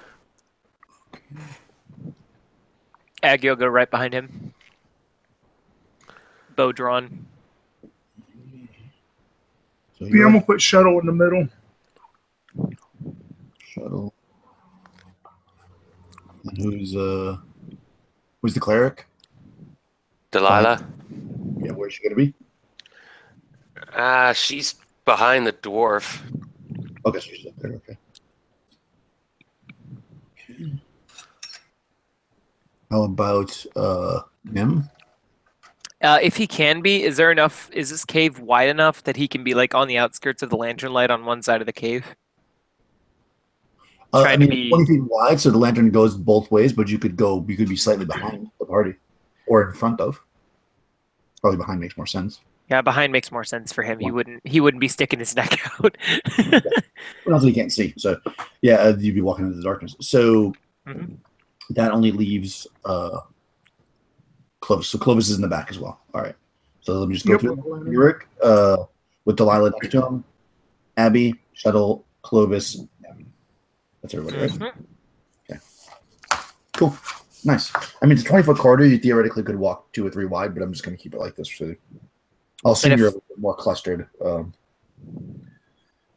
just move everybody up. If you're double ranked, then it'll be Uric, Delilah. The next rank will be Abby, Shuttle, and then Clovis, Nem. Or I guess Nem's always going to be further back because you want to be out of the light. Yeah, and do I have to roll like a hide in shadows or anything, or is it just assumed that I'm relevant? And I roll it for you. okay? But yeah. So right now, just staying out of the light, you should be fine. Like that's fine. You're out of the light. If you want to go around somebody or something like in combat, then that'll become, or go ahead of the party and go into a room or something. Otherwise, I'll assume that you're hidden. Okay, awesome. Yeah, because that's should be pretty easy to do, especially if anything coming from the front, because I have to look through light to see it, which would be very difficult to do.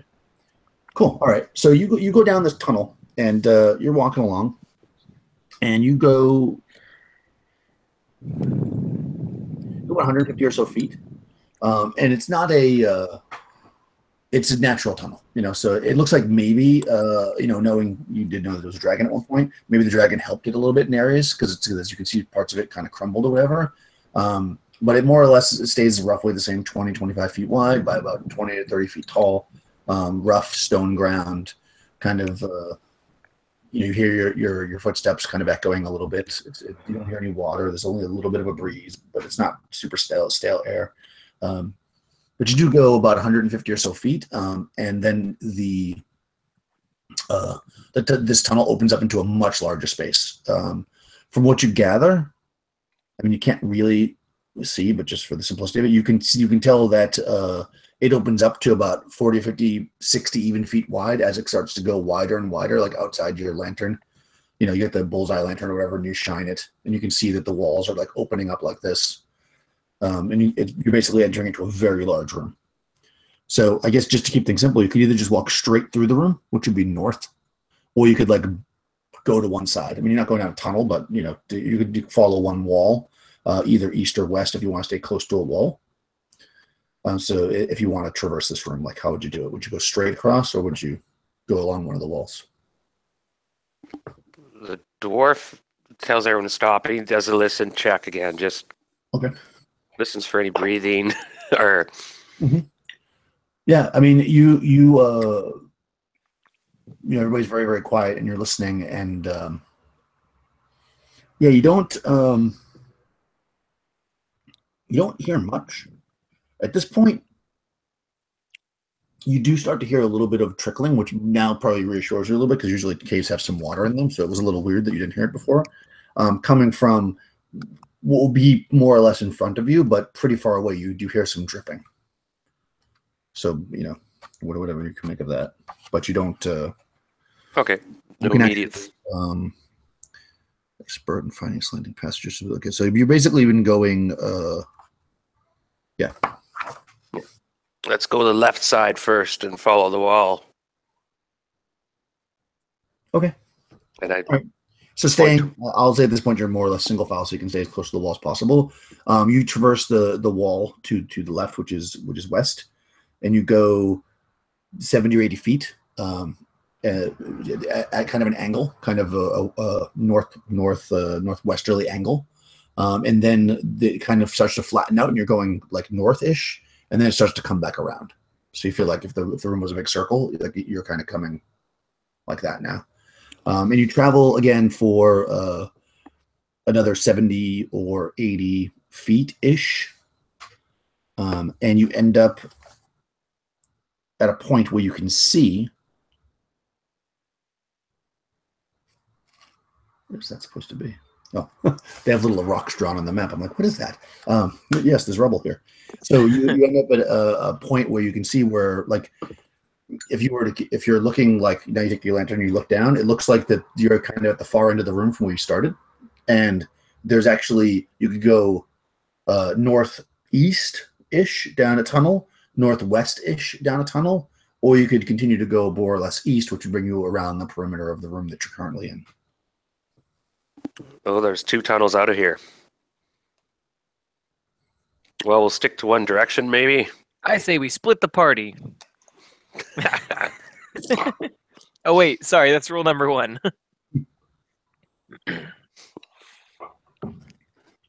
I shrug. I say, well, shall we go to the northwest one?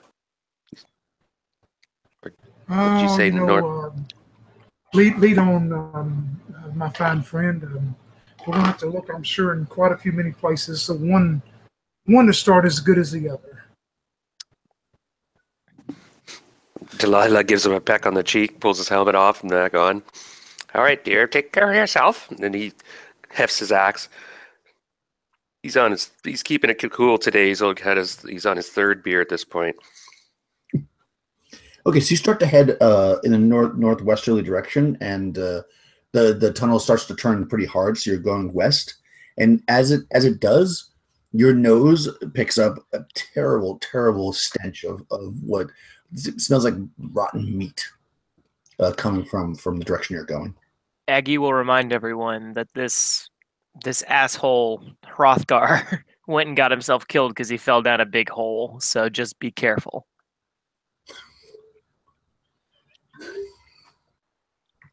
That is literally how he died. Well, we'll see if he's dead or not. But yeah, according to the journal. Perhaps the first time he died. Yeah, so you definitely you've been listening and smelling and stuff the whole time, and yeah, you suddenly get like this whiff of like really terrible, like kind of rotten. I don't like this at all. Should we go back to the other passageway?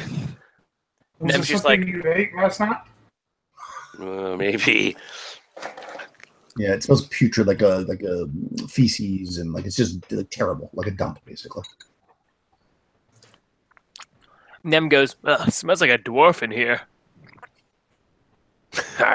Hey, watch it. Well, my clothes are already dirty as they can be, but I don't know if we proceed this way or not. What do you think, dwarf? Well, it's always trouble that follow your nose. Let's go back to that other passageway quickly. Check it out first. Okay. So you go back, and so now you're back kind of at the edge of that room. So you could go what would be the northeast passage if you want, or you could go kind of east and continue to go around the room, the first room that you were in. Yeah, I quickly complete the circuit of the room and make sure there's no other secret passageways. I've been following the wall and. Okay. Yeah. So if you go and you like skip these and you keep going, you travel about another 30 or 40 feet, just basically more or less almost barely out of the lantern light from before.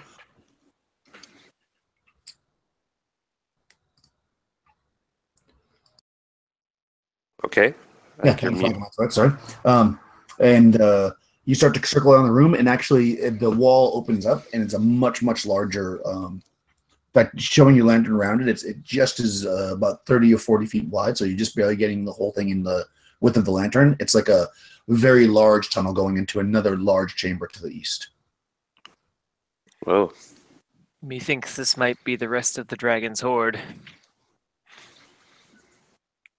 If we lit another lantern, I have one. Could we get like 3 lanterns going and really kind of light up a large space? Yeah, well, you just have to spread out, sure.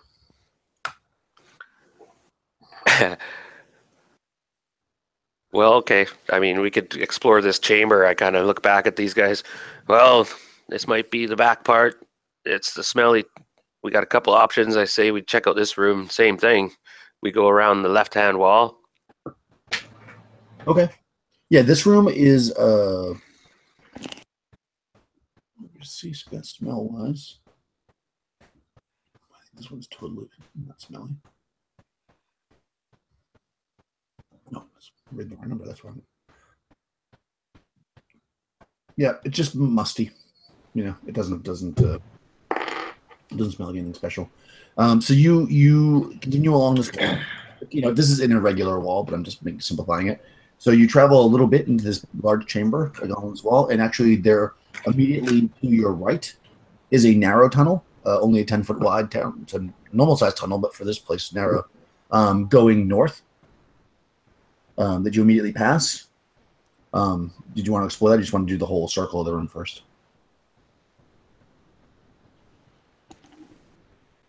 Well, it doesn't smell. This one doesn't smell, right?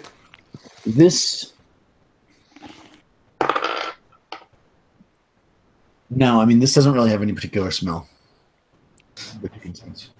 How long does it take a dragon to decompose? That's a good question. They're quite large. Yeah, but it's carrying and stuff. You would think after 25 years, the dragon. I mean, if you have a halfway decent, if somebody in the group has an intelligence that's decent, you would imagine the dragon would probably be completely decomposed by now. Well, then maybe we should be looking for the bones.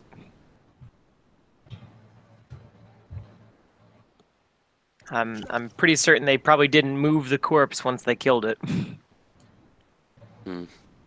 No, but something else may have come during the years and taken things. Oh, the more reason to be careful. Yeah, they said it wasn't a very big dragon in the journal, but this 10-foot passageway is probably too narrow to fit a dragon. You could probably guess that. So if you're looking for the bones, I mean, I'd say based on what you know, it seems unlikely that they'd be to this northern passage. Right. But we could continue searching the room. okay. We'll keep this one in mind. We just quickly do a circuit. Okay. Yeah. So you travel another about 50 or so feet, and you come to another 10-foot passageway going north. And again, if you're going to keep going around, then just slightly beyond that, the wall starts to circle back to the south. So now you're making the loop of the room. And when you're about halfway down this wall, about 35, 40 feet, you can kind of see mostly into the center of the room, which you imagine the center-ish of the room. And you see, in fact, a big pile of bones. You see lots and lots of bones from what appears to possibly be a dragon. They are quite decomposed, and most of them are crumbled. And you do see like a couple, as the lanterns rather, going by, you see a couple of hints of a few gold pieces and stuff scattered around on the floor in the middle of the room. Well, we found our answer here. Nem's gonna go grab the gold. Okay. Yeah, you're able to pick up 5 gold pieces pretty easily that you can see. Nice. Yeah, while he's doing that, Shuttle thinks is going to inspect the carcass bones and whatever's left. The dragon, just more like to see if he can gauge anything off of it that would have any interest to him. Okay.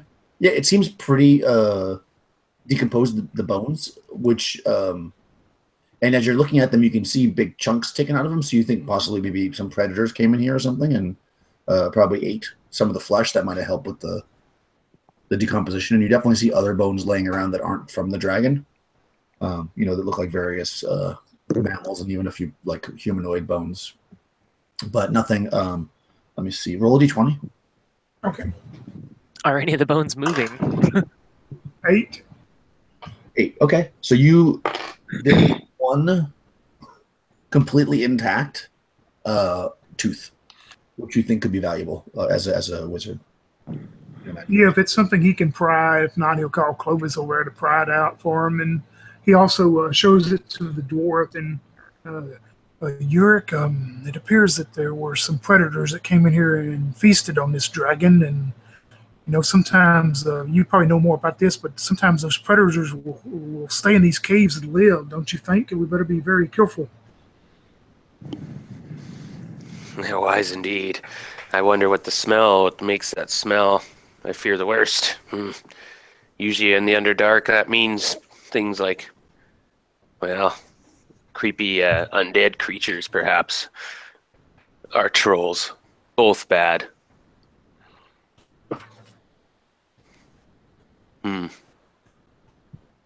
And he joins the search, looks around, and then which passage do you guys want to try out? There's two going north, and the Also, other room. if you were to just do the complete circuit, just so you are aware of all the passages, because it's not that much bigger of a room. Okay. There is another passage going south. There's a 10-foot wide passage going south. There's two different 10-foot passages going north, one kind of on the easterly part, one on the westerly part, and then there's the gigantic passage that you use to get in the room, which was on the west wall. Do I smell fresh air coming from the south one? Is that go outside, perhaps? But where you smell the fresh air from is the north. The first north one. Oh, If you wait and you don't smell fresh air, but you get a bit of a breeze. right.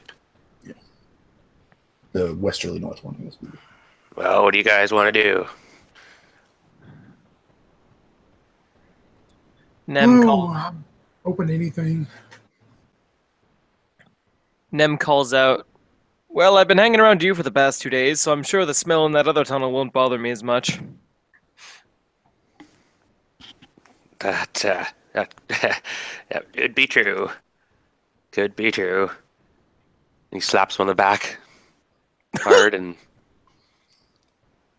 Well, let's go on then. The stinky chamber it is. Okay. So you're gonna go back to where the smell was? Yeah. All right, yeah. So you guys head in that direction again. You pretty much know where you're going, and you're kind of moving along. At this point, you're using lanterns. You're totally fine. You get there. It's still quite stinky. I mean, you don't take much to smell it. Everybody can smell it, really. And you're heading up.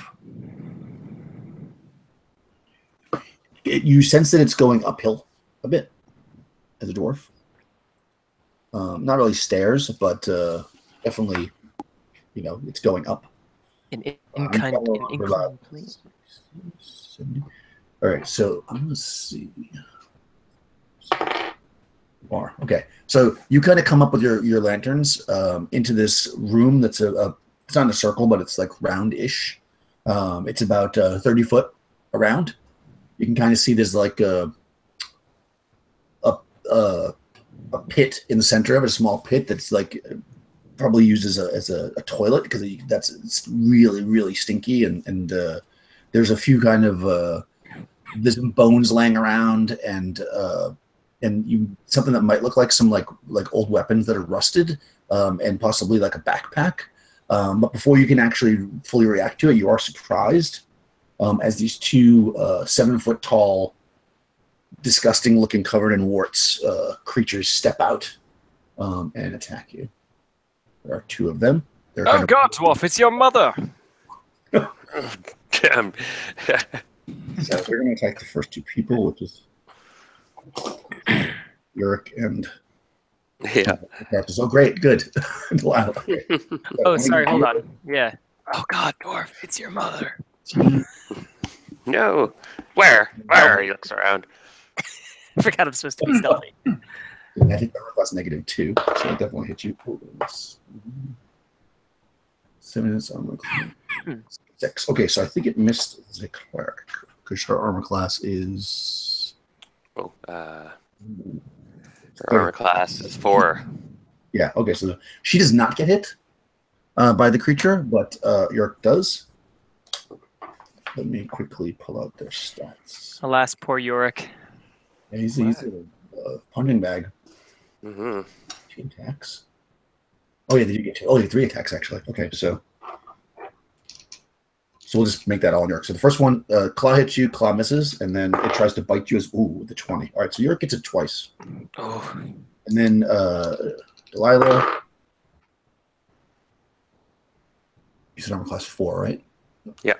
So she gets scratched once and bit once. Okay, so yeah, these things come down just, and they go yum. And they try to eat you. So 1 scratch for Yurik. 1. Oh wow, the bite. Giant leap for mankind. 1 bite, so 7 points to Yurik. Roger. 7 points lost, and Delilah loses 5. And That is all they can do right now. So we will roll initiative for the next round. So let's move on to Matthew. You'll do initiative for the group this combat. All right. And roll a d6. You see these. Don't fail me now. They rolled a 1. They surprised you, but now they're thrown off. 4. Go first. So does anybody want to move? You're kind of all just. I'm assuming you're kind of all kind of in the room when this happens, or mostly in the room. We'll say, or at least half in the room. But at least the first 4 people are probably close enough to play. But Clovis and them would have to move forward if you want to melee, but everybody else can do it from where they're standing. Can Nem try to be sneaky and get around the back of one of them? I don't. Let me see how long. The I don't know how wide this tunnel is. So. Yeah, it's only 10 feet wide, and people are fighting in front of you. So I'm going to say no. Not unless you wait to see if the melee starts to like move. But at this moment, you wouldn't be able to do it because you have to walk past everybody to get to them. Okay, so as part of my movement, can I like throw something and have Aggie catch it? Sure. As I want to throw my sword to Aggie because it's not going to be useful to me in this. As somebody said earlier, it's not very good in alleys, so it's not going to be very good here. So he's just going to throw the sword to Aggie and say, "Here, catch." Yeah, that's fine. Cool. That should not be a problem. I think throwing a sword is kind of a cool thing to do. Does anybody else want to move? Nope. Spells or missile? Who all would be close within a 10-foot radius of Shuttle Finks in the mid and the back? Who would be back there that would be in 10 foot of him? So probably Aggie and Clovis would be the 2 closest people to you. Possibly Delilah and Nem, depending on how people were staggered, because it's a 10-foot corridor. So and within the 10-foot radius of who's actually next to him, he's going to not whisper to them, but lightly say to them, move with me next time. And then he's going to yell at the rest of the party that's engaged and go, you need to retreat. And you're going to see him close the lantern down as it just goes pitch dark. And you're going to hear him whisper some words as he casts invisibility in a 10-foot radius, cast on himself and also cast on with people 10 foot of him. Oh, nice. Okay. Will turn invisible. Oh, awesome. Okay. Yeah, so Nem, Clovis, Shuttle, Aggie, and I'm going to say not Delilah because she was engaged. Actually, I'll roll these. Roll D20, Darren. Okay. Darren. Me? Oh, I'm sorry. Try to beat a 15. If you beat a 15, Delilah is also invisible. Which will just leave one person, which kind of sucks. But... Oh, sorry. Yeah. 10. Oh, shoot. I think I got 10. Buy our new dwarf brand punching bag. Yeah, I got 10. Okay, so Delilah's not invisible, but yeah, the rest of them. Okay, and then we're on the melee section. So you've got Delilah and Yurk engaged with these creatures. Everybody else is invisible. Okay. Uh-oh. Well, that's not so good. So if you attack, do you lose invisibility in this edition? That is correct. All right. Well, the question would be: we saw them go invisible, and someone yelled out, "We must retreat." Yep. Can I run away at this point? Well, you can run away at the beginning of the next round, but you can still attack this round and run away. It doesn't, because movement phase has already ended. Yeah. It's done in phases. You can still attack. I'll go for it then. I'll have to. We'll try to concentrate on one of these guys at a time. Okay. Go for it. Oh, shit. Yeah, they're scary bastards. Oh, man, I'm rolling bad. Okay. I missed all my attacks. Eesh. Okay. So they get to go, and then you'll be able to go. So they're going to do the same thing, the same attack routine. Can someone else strike first since we got better initiative, or if you want to, but you'll lose your invisibility. Do you want to do it? Yeah, I want to just because I don't want our dwarf to be Swiss cheese by the time this plan gets enacted. Okay. So I'll stick my neck out for it too. All right. So I'm gonna try to Yeah, I don't know which one to hit. I'll just hit one of them. Yeah, they're more or less the same as far as you're concerned. That is a modified 20, so I assume that hits. That definitely hits you. Okay, and so I add my strength to this attack, right? Strength bonus. Ole. Damage. All right. Give me that damage. I must thank you. I'm like, yeah. Hey, that's 12. Total That's good. 10 plus 1 plus 1. That's very good. Okay. Shink. They have, let me roll his hit points.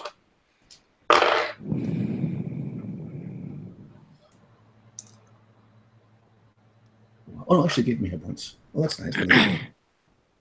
Isn't that convenient? Okay. So 12? Yes. Okay. Well, it's definitely not happy about that.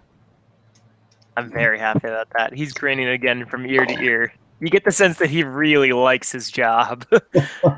Yeah, so you turn invisible as you shove this giant sword up the troll's butt. Yes. And it's not very happy. Your colonoscopy. Anybody else attacking and losing the invisibility? No, Clovis would do whatever Shuttle Finks would tell him to do about moving back. So. Okay, that's fair enough. All right, so the trolls, now you're there, so you add an extra person that might attack, and you just stab this guy. So I think he's going to attack you. He's going to turn it. The question is, was that the one attacking Aggie or the dwarf? I'll roll right now. Not Aggie, Delilah. It was the one attacking Delilah. So just one on the dwarf still. Claw. First claw misses. Second claw hits. Bite hits. Ow. You're doing that a lot. Okay, then on Aggie. Ooh, miss. Hit. Borderline. What's Aggie's AC? Aggie's AC is... that's the wrong character. Hold on. 6. 6. So same thing. Bite, one claw on you. So on our lovely dwarf, 16 points of damage. It's pretty. That maximum damage on that attack. Yeesh. And on Aggie, 6 points of damage. 6 points? Yep. Okay. Okay, so now that's the end of that round. So we roll initiative. They got a 6. Okay. Hold on. I can do it. I can do it, guys. You can do it. Simultaneous. Nah, it's a 2. All right, they're gonna go again. Holy crap. Okay. Against the dwarf.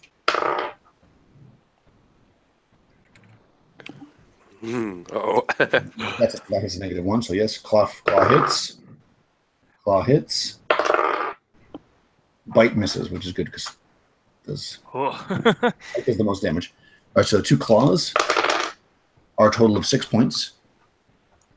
It doesn't do any kind of like hug, so that's good. And then against our brave fighter Aggie, claw hit, miss. So 2 claws, same thing. 10 points though for you. Yeah, so Both of us are hit hard. The dwarf is battered and beat. Okay, but it is your turn now. So if anybody wants to move, you can do that. You can, if you want to do a fighting retreat, you can move half your movement, which would not give them any attack bonus against you. If you run, you can't attack, and they'll be able to attack you at +2. So that's up to you if you want to do that. But let's do the invisible people first. Are you just running? Yeah, the invisible people, as long as the ones that are still in the radius of it would continue to move with Shuttle Finks as he moves back his full movement. I know Clovis is still there, and then whoever else, if they wanted to continue to stay that and do that. Is Nem moving back as well with the invisibility? Am I only invisible if I stay near him? I believe so. Yeah. You gotta be within that 10-foot radius of me. Yep. All right. Yeah, I'll move back then.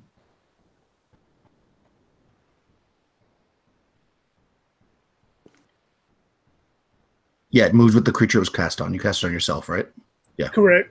Okay. Yep. Okay. So 3 of you move back invisibly. And then you got. How about the 3 people engaged with the trolls? What do you guys want to do there? Yeah, trolls. Fighting retreat. Okay. So you can move back. You're in plate armor, right? Yeah. So I think you can move. Oh, I don't know why I keep doing this. I have this chart here that tells me everything. So your movement is boom. 20 per round, so you can move 10 back. That's probably about what? Oh, actually, what armor is Aggie wearing? Because you don't have very good armor class. Are you just wearing leather armor? I'm wearing leather armor. You can actually move back 15 feet. You can move a little further, actually. Oh, hey! And the cleric plate. What's the cleric? Metal armor, though, right? Chain and shield. Yes, that's metal armor. Okay, so your two characters, Darren, can move back 10 feet, and Aggie can move back 15. Okay. Okay. Of course, but then melee because you're going to move out of melee range. But they can't. They're not going to attack you either. Let me see. Because you did a serious amount of damage to the one. Let me roll its morale. I growl at him. Arr. Arr. They feel like they have the upper hand. You're backing off, so they're not going to. And they've got no place to go, so they're basically they're going to move forward, trying to drive you out, and they're going to attack when they get their turn. Right into our trap! I yell out. Of course. Okay, so since everybody's moving around now, I'm going to roll randomly and see who they attack. So first one is going to attack the second character, which would be Delilah. Second one is going to attack. Oh, they're both attacking Delilah for whatever reason. So they just decide maybe she steps 1 second less than the two of you. You back up, and she's like just up there for a minute, and both of these things just on her. So first one. How that toots. You're a 4 armor class, right? So yep. They need only a 9 to hit you. That misses. So you miss claw, hit bite. So 1 claw, 1 bite from the first guy hits you, and then the second guy, claw hits.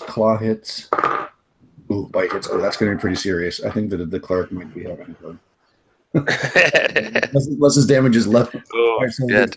The first roll, I'll step in front of you, dwarf, and gets pummeled. So, what's the damage? I love only 5 points. Exactly. 5 points from the first troll. Yeah. And the second troll does. So. Never a good sound. Oh. 13, so 18 points of damage. Holy shit. Okay. Is that all? Is that all you got? That's it. never goad him on. That's a horrible idea. She whimpers. After that, I gotta say, 18 points. Yeah, but she hasn't got hit yet, though. So I guess that was her first time being pummeled. But okay, so that's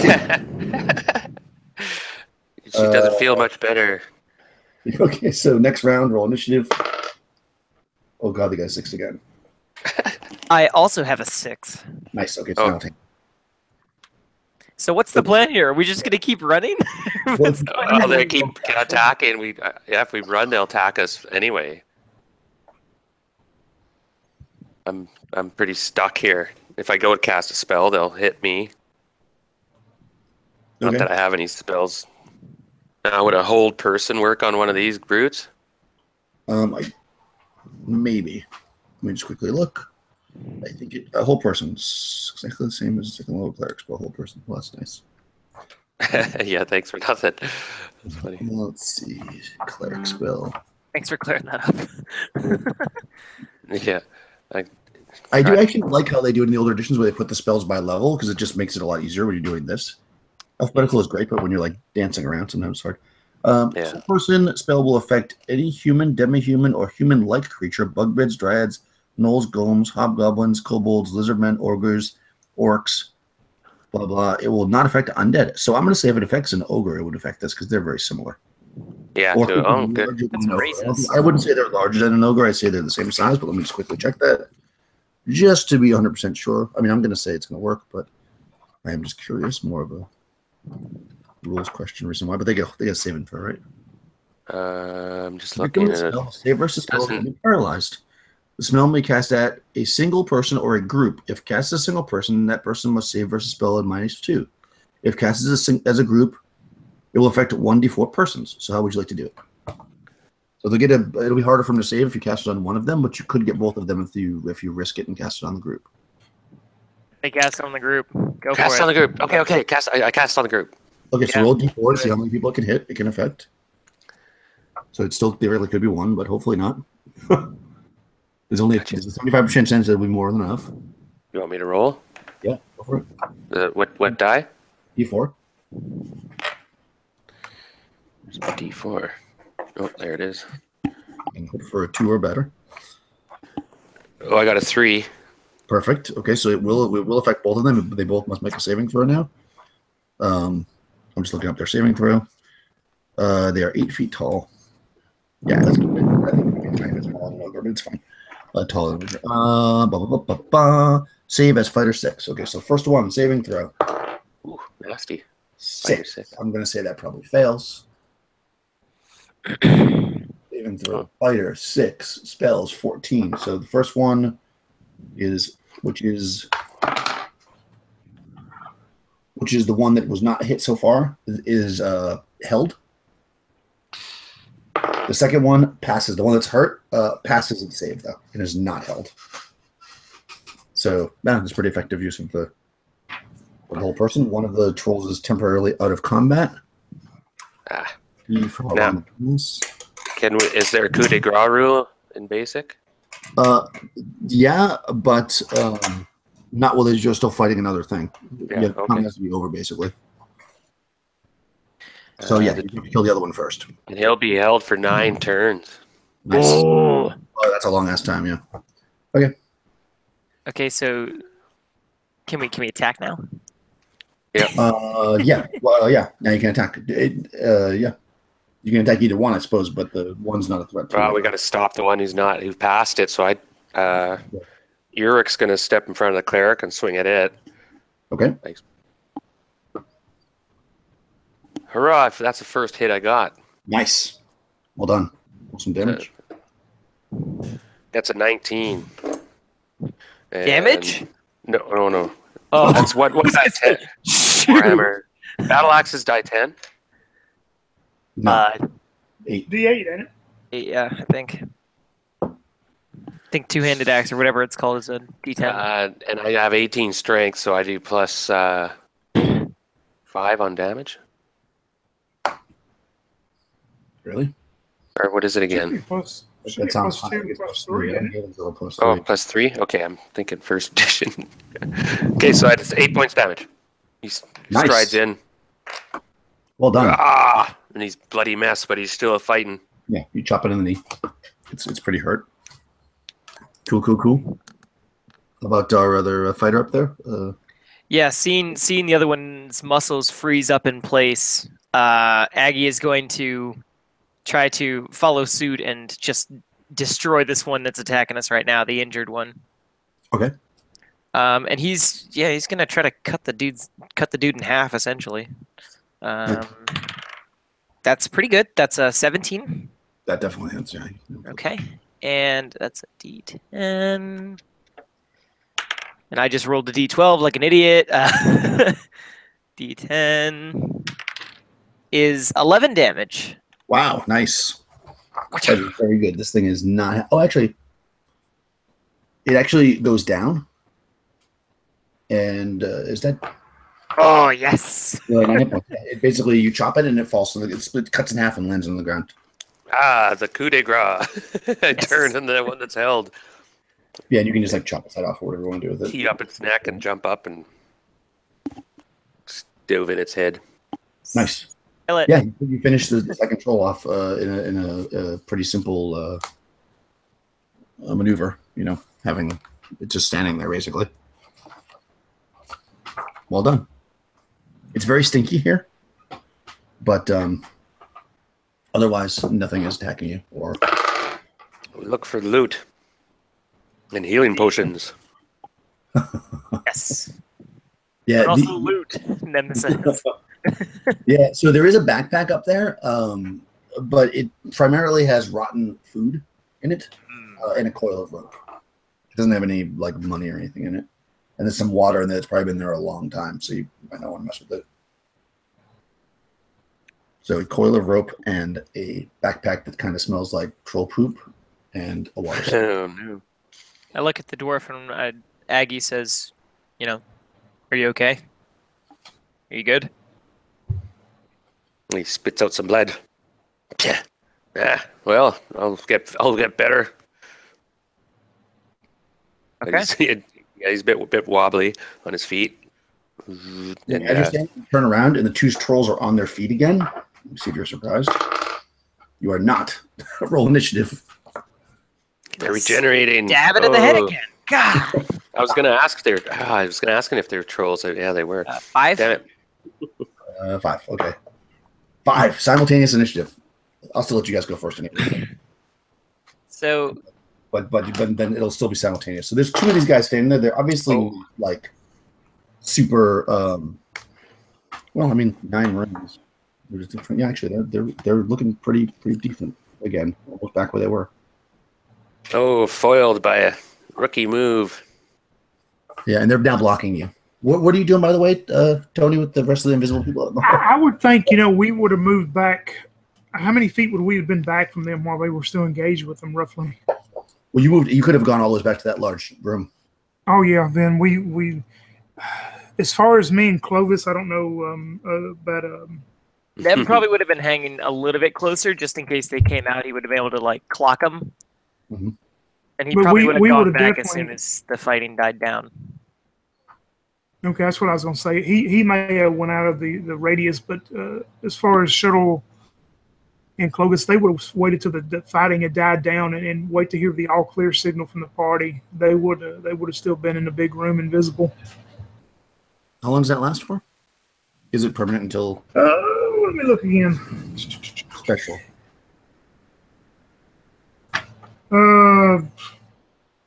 Wow, just when I was Access looking invisibility. Yeah, so it's permanent until you attack.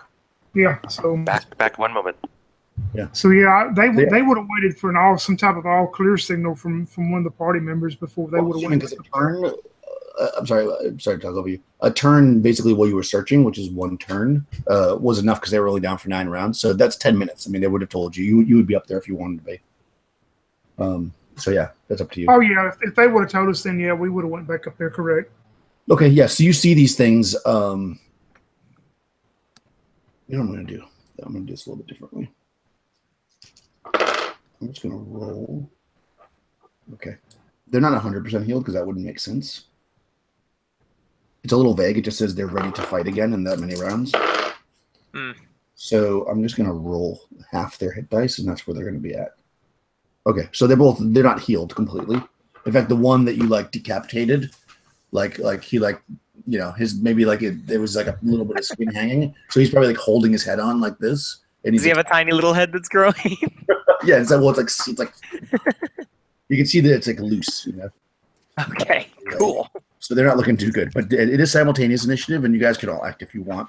They still will get to go, though, of course. Yeah, since we're up there, then in the spell casting, they're still probably a few feet away from us. I mean, they're grouped together with some of our party members. Yeah, they're not engaged right now. Yep. Yeah, then seeing that and knowing before our party members approach them again, Shuttle's gonna look towards them and he's gonna go. It is time for you to rest and rest permanently, and he's gonna try to cast sleep on them. Okay. All right, so you guys stay back, I guess, because he's going to cast sleep. But sleep does not work on trolls because they're more hit dice than sleep. So that does not. Right. And seeing that, he looks towards them and says, I did what I could. These foul things, they resist my magical powers. Yeah, they will move, though, to engage you. So I'll say melee can happen still. So if you guys want to make melee attacks. Okay. You can. Yeah, I'm gonna try to take that head off again. I got a 18. Yeah, that should hit for sure. And 1 die 8. 8 damage. Nice.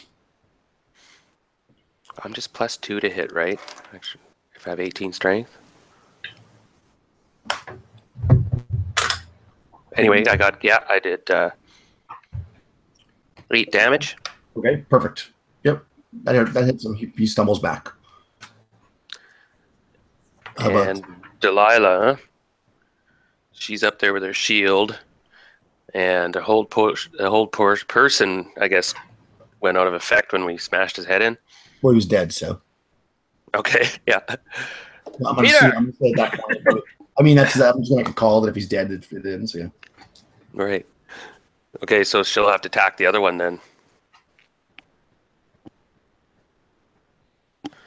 Oh, and she's -2 on her attack, by the way, because she has 4 strength. Oh, nice.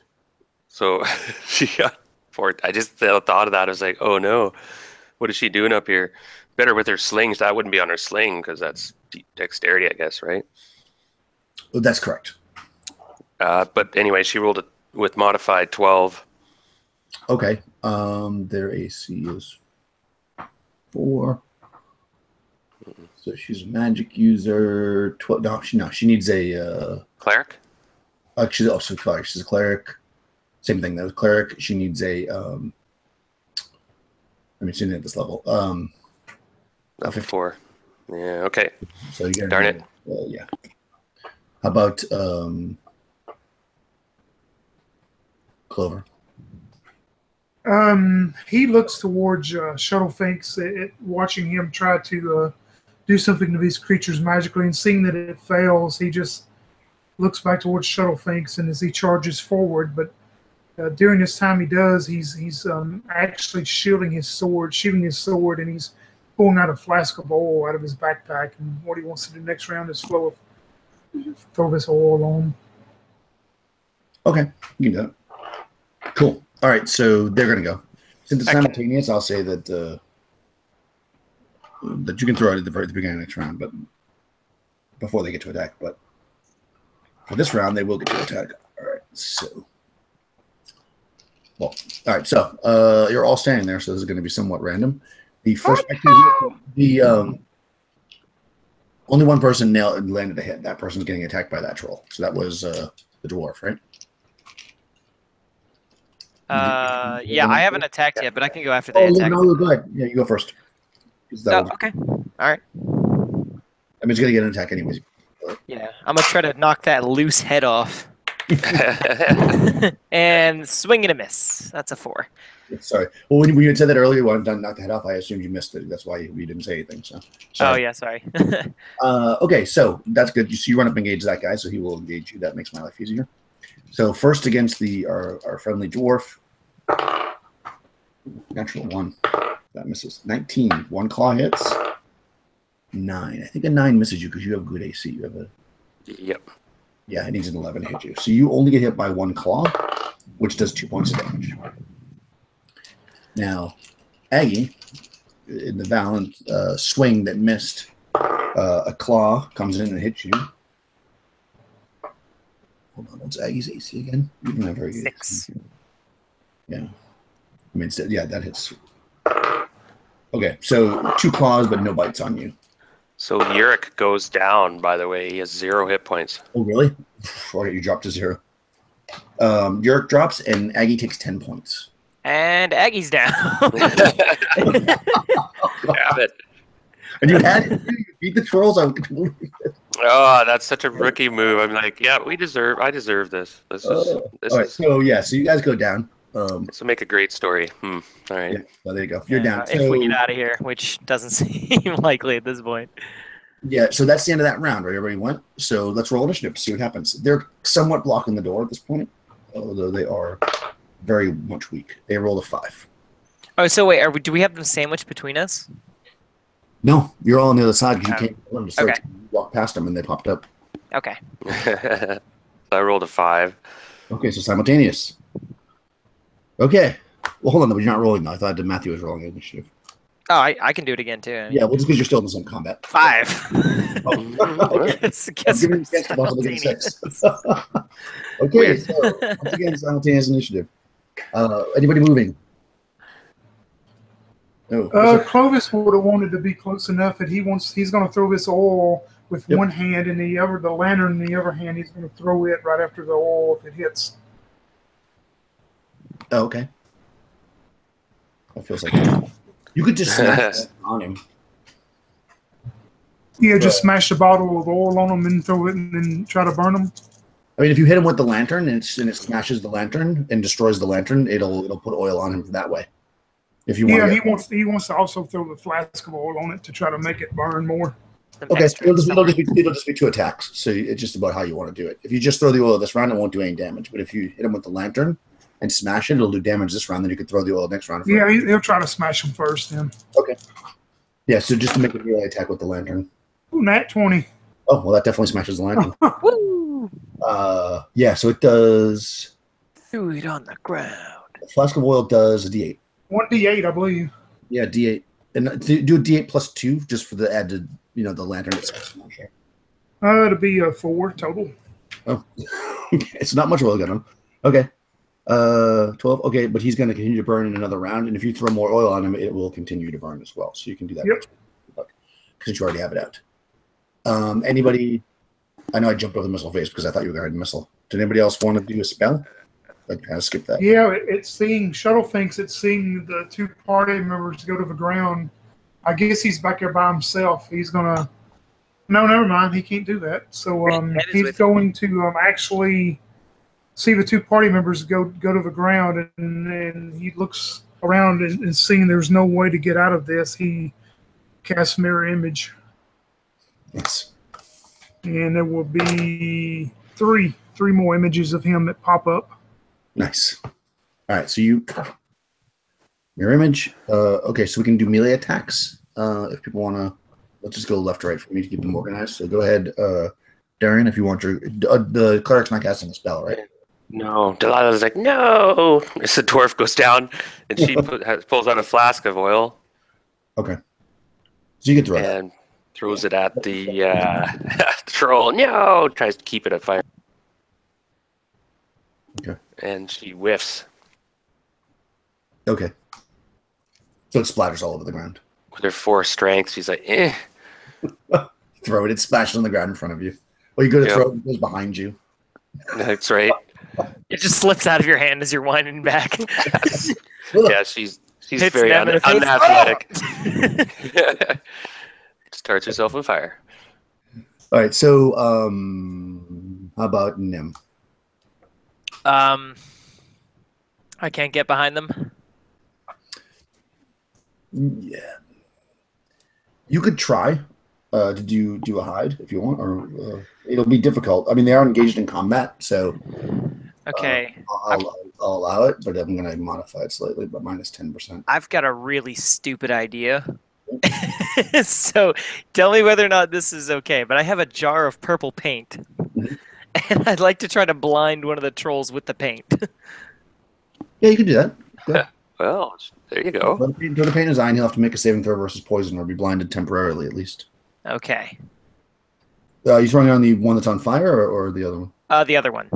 Okay. This went from everybody using swords to all of a sudden there's lots of splash.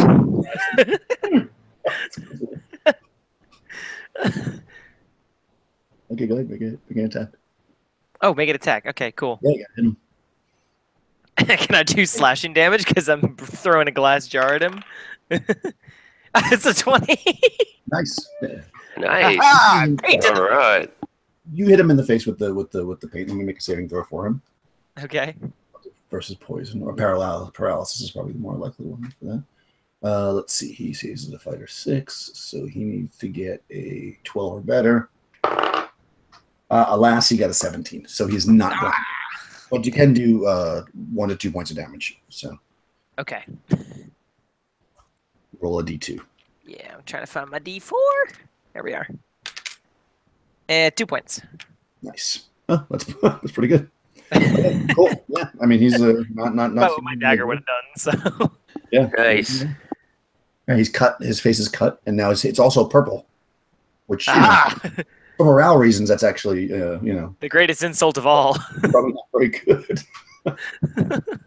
You see. Okay, no, they're still doing all right morale wise. I mean, you are in their house. Throwing paint at them. Everybody, what about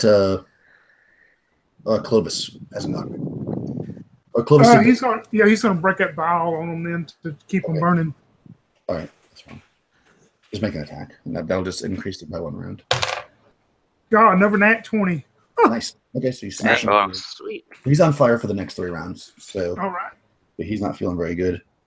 And I think they cannot regenerate damage from fire. Okay, so yes, it's not going to regenerate that fire damage.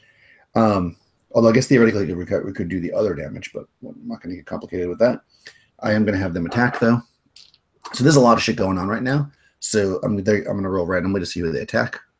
Right. I feel like that purple paint that was like a. All right, so the first one with the purple paint is going to go after. He's going after Clovis of all people, even though he lit the other one on fire. So I guess this thing runs up behind you. My AC's back at 5 also now since I had my shield up. Ah, okay. So he scratches with the 7. Excuse me, 5. He needs a 7 to hit you, so that hits. 1 hit. 2 hits. 3 hits. Ooh. Basically, that'll be the end of Clovis. Yeah. Yeah. So the oosh. So with 16 points of damage, the troll rips. Oh yeah, that puts me at -8. Yeah. Oh shit. Yeah, he literally bites your neck with that last one and rips it out, and your neck is just hanging there by a little bit, and your head falls. Oh no. He's like, tastes like chicken. no. Yeah, next round. Shut up! You can't talk. No, common. He says it in chaotic. It's only the cleric understands. Oh jeez. All right, so roll initiative 4. Go ahead. Yeah. Jeez. 6. Yes, you go I think first. that's the first time we've gotten to go first against these guys. Okay, so first, before we do anything, so I don't forget, roll a d8, Tony, for the damage for the fire. Okay. Well, Over 2. Okay, good. So it's burning up. Okay, so does anybody want to move? Yeah, shuttle. If we're going to do movement, is there any way that him and his mirror images can move further back into the cavern as he's trying to look for some escape route? Yeah, for sure. There's about another especially seeing another party member of Clovis just be his head hanging, lolling down as he falls. He's definitely going to look back. It's okay. We can glue it back on. It's fine. It's pretty bad. Yeah, you can definitely back up another 10, 15 feet to the wall easily. Yeah, he's looking for any type of exit out of that way. Okay. And anybody else moving? Yes. Yes. No, you're going to try to speak, right? Well, now this thing's away from you. It does have its back to you on some level, so I'll let you. If you make let's see, if you can make a sneak. Yeah, I was gonna say, can I move and grab the sword and then get up behind him? You can move and grab the sword, but then you'll have to sneak next round. That'll be too much to run out in the middle of the floor, get the sword, and come back. All right, cool. Then I'll just sneak. Straight on. Yeah. I'll just be sneaky then and stab him. Okay. Let me see. Wow, I've been rolling really good for you. Yeah, so you very, very gingerly sneak up behind this troll, so you can get the sneak attack. So as he comes up, I'm just imagining it happening simultaneously, where he's up behind Clovis and then I'm up behind him with a knife. Chewing on his neck as you come down. And that, well, you know what? I'm just gonna try to rip his neck out with the knife then. Okay. Nice. That is an 18. That should hit you. Murder. Yep. Let's see. I don't do a lot of damage with the dagger though, so it's probably gonna end up going poorly for me. 3 plus 1 is 8 damage total. 8 damage. You stab the dagger into it, and it just crumbles to the ground. Dead. Cool. I'm gonna start taking out a torch next turn. Uh-huh. Well, the other one's on fire still, but that one's down. Yep. How about any other melee attacks? We haven't done any missile, rather, or spells. The one on fire is still up, though, right? Yeah, he's up and he's on fire for the 2 more rounds, basically, because you threw the extra oil on him. Check him out. Yeah, she can swing with her -2 attack with her flail. Okay. Oh, she got another 12, modified 12. All right, yeah, it doesn't quite go through his. I imagine you're hitting him, but because it is missing because of the strength, it's basically just not doing any damage. Yeah. Hitting him really. No, you killed my lover. And How many feet? How many feet would they be from Shuttle Finks by now? Would you say? So you're going to be, if you backed up there by the door, you could be a maximum of about 25 feet max away from them. That's as far away as you could be. Yeah, and we had the one troll standing, and there's 2 party members with the troll. Is that right? That's correct. No. Yeah, Shuttle. Only one. Only the cleric. The other, because it's 2 trolls. One got stabbed, the one that killed Clovis. The Nem is next to him, and the cleric is next to the fiery one. Yeah, Shuttle not being a very wise, it actually combat stuff, his wisdom. He's actually going to take a chance and throw his dagger then towards the one that's on fire to see if he can hit it. Okay, so I'm going to take a bunch of people there, so. That will hit our armor class. Pitiful looks like probably like armor class 11. 11. I mean armor class 8. I'm sorry, 8. Armor class 8. Oh yeah, you're doing that modern armor class thing. No, that's not. Well, I looked at my chart here. And I was like, well, I meant to say 8. It's not enough to hit anybody, so we'll just assume that it almost hit the troll. All right. So, okay, that's everybody, right? Everybody went this round. Yep. Okay, Yep. so the troll's gonna go. So the trolls, I mean, it's engaging with the cleric, so that's who it's gonna attack. That makes sense. Delilah's like, she can't hold her shield up very well. She's, Delilah. Keep forgetting what it needs to hit you. You have an armor class of 4. 4. 9 to hit you. You rolled a 9. So claw hits. Claw hits. Bite misses. The claw is the bite's the bad one. So. Ooh. Oh, that's still pretty bad though. 9. That can't be good. Well, she's down. She falls on her across her lover's body. As he bites her neck off. Yeah. So he basically just rends her because he did it with the claws. He just Like, rips her arm off and throttles her, rips her arm off. Yeah, pummels her with it. Years of war. Okay, so that's the one troll because the other one's dead. It couldn't have engaged with anybody anyways because I think that was another simultaneous one, but there was nobody near it that wasn't already dead. So, all right. yeah. So there's next round initiative. 2. 5. Nice. Give me some damage, Tony, on the fire on the troll. You guys have my permission to flee. It's like, This time it's 5. Nice. All right. It's burning up. It's not quite dead yet. oh, good. Okay. And you were lighting your torch. Yeah, can I use this movement to just light the torch and drop it on the body? On the other one. Okay. Yeah, you can do that. Cool. That's- Yeah, I want to do the spell on deal. Okay. Go ahead and do the spell. Yeah, it seemed all of this getting worse and worse. Shuttle thinks is standing back there with his mirror images, and they all start just twirling their hands up in the air as it just starts making circles and like the wind, and you see the breeze just blow off against the walls of his cavern, and it's going all down along the sides of these caverns as he casts knock, trying to open any secret doors or any doors that are there. Oh, interesting. Clever. There are no other doors, though. So nothing opens. That's pretty good. And as the wind dissipates and the spell goes, you just hear all the images go. Exasperation. Okay. And that's it, right? That's all you got? All right. So that's it for me. Barely standing and he's on fire, and there's 2 of you standing in this room, right? Can I stabby step? Or was that my whole thing? And no, you were burning the other one. Okay. All right, so you're burning the one troll. The other one's on fire, is going to try to attack one of the 2 of you. Although there's many more of the magic user. So, 1, 2. Yeah, let's do it this way. Both roll a d6, and whoever gets the highest number gets to be attacked. Oh. 4. 3. No, but that's probably good because the mirror image, right? Oh. Yep. It's Yeah, not gotta take a me. mirror image down. Considering Nem has a maximum of 5 hit points. Oh, shit. No, the mirror image is 3 of them, right? And it automatically Correct. I had 3. down. Yep, just one automatic- of them will go down. Should be automatically one goes down, leaves me and 2 of them left. Well, they have Such 3 a good attacks. smell. That's something. So it's going to take all 3 of them out, I guess.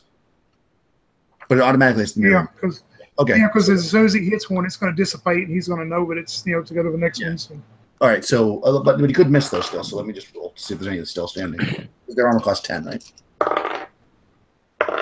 I'm actually armor class 8 because I have a dex bonus. But I think the mirror images are armor class 10. I don't think they're your armor class. I think they are just armor class 10. Just straight armor class. Yeah. I could be wrong. Okay. Or armor class 9 rather. I mean, I don't know. That's what it's It always doesn't been. really say in the spell. It doesn't. Oh, it doesn't? Where it doesn't say their AC. So it has- Where I'm reading it. Okay. That's cool. That makes it even better. Let's just quickly check it. I mean, let me just check it because two of them would definitely hit you anyways. Check on the other one. All 3 would have hit you. So even if it is that, so all 3, the troll basically is swinging around wildly trying to hit you, and he just keeps hitting your mirror images. But Okay. it's very confused at this moment, and that's the end of that round. So initiative. This could be a very important moment right now. Yes, it could. Blowing on the die. Don't fail me now. 5. Okay, so before we do anything, roll the damage for the fire because this is the last round. Okay. Oh wow, 1. Yeah, okay, it's still alive. Okay.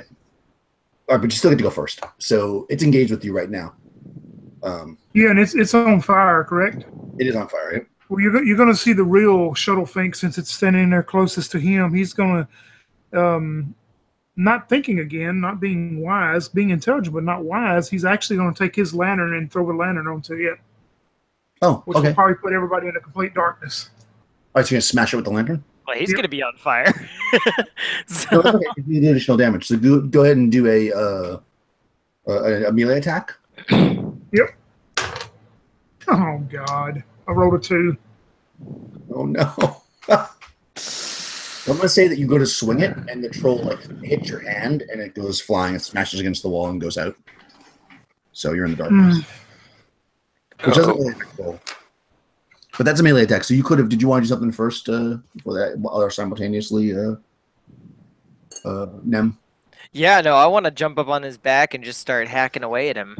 If I you can do that. Their melee attacks are taking place at the same time. So I'll say that you get your attack before it gets dark. Sweet. Is it sneaky He's sneak? on fire. You can see him.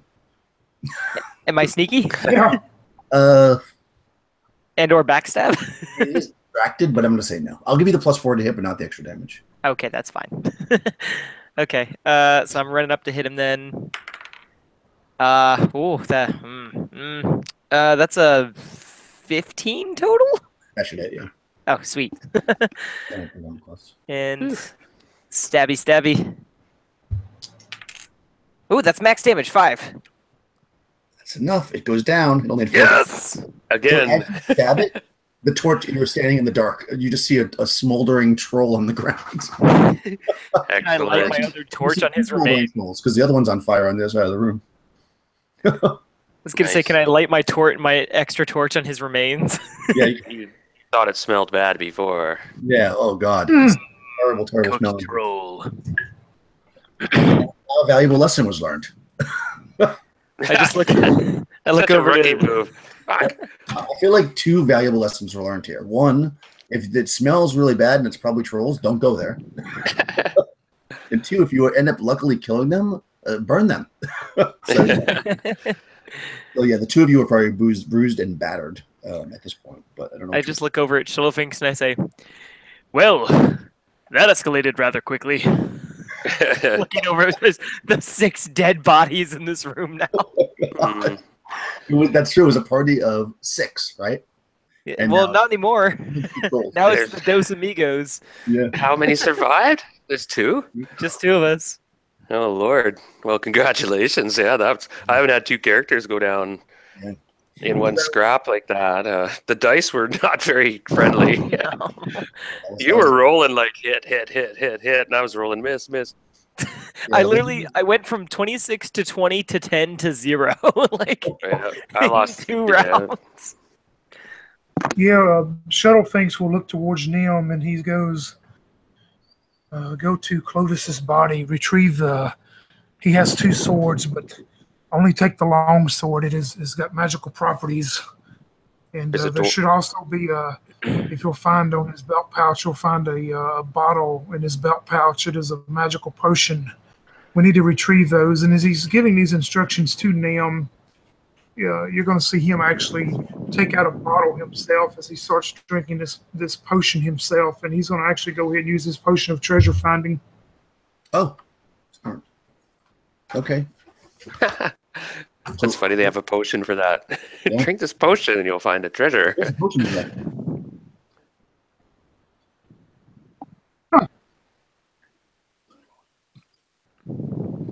Yeah, Nim, if you get that longsword and want to carry it with you, it's just a +1. Oh hell yeah! longsword, I'm looting everyone. So yeah, that'll be +1 on attacks and damage. Okay. You definitely sense that the sword is below you and to the east. You could follow the path to it, or at least to the general direction of it. And if you were to do that, we'll assume. I'm just gonna say you drank it after you looted the bodies because that takes time and we would eat into the potion time. So we'll say you drank the potion when you're ready to leave. So I'll give you maximum time to use it. Right. Roll a d6. So it's a d6 plus 6 is how many turns it. Ooh, I rolled a 5, so 11. 11 turns. Okay, that's good. So you can go to. Okay, so it takes you 3 turns to get back to more or less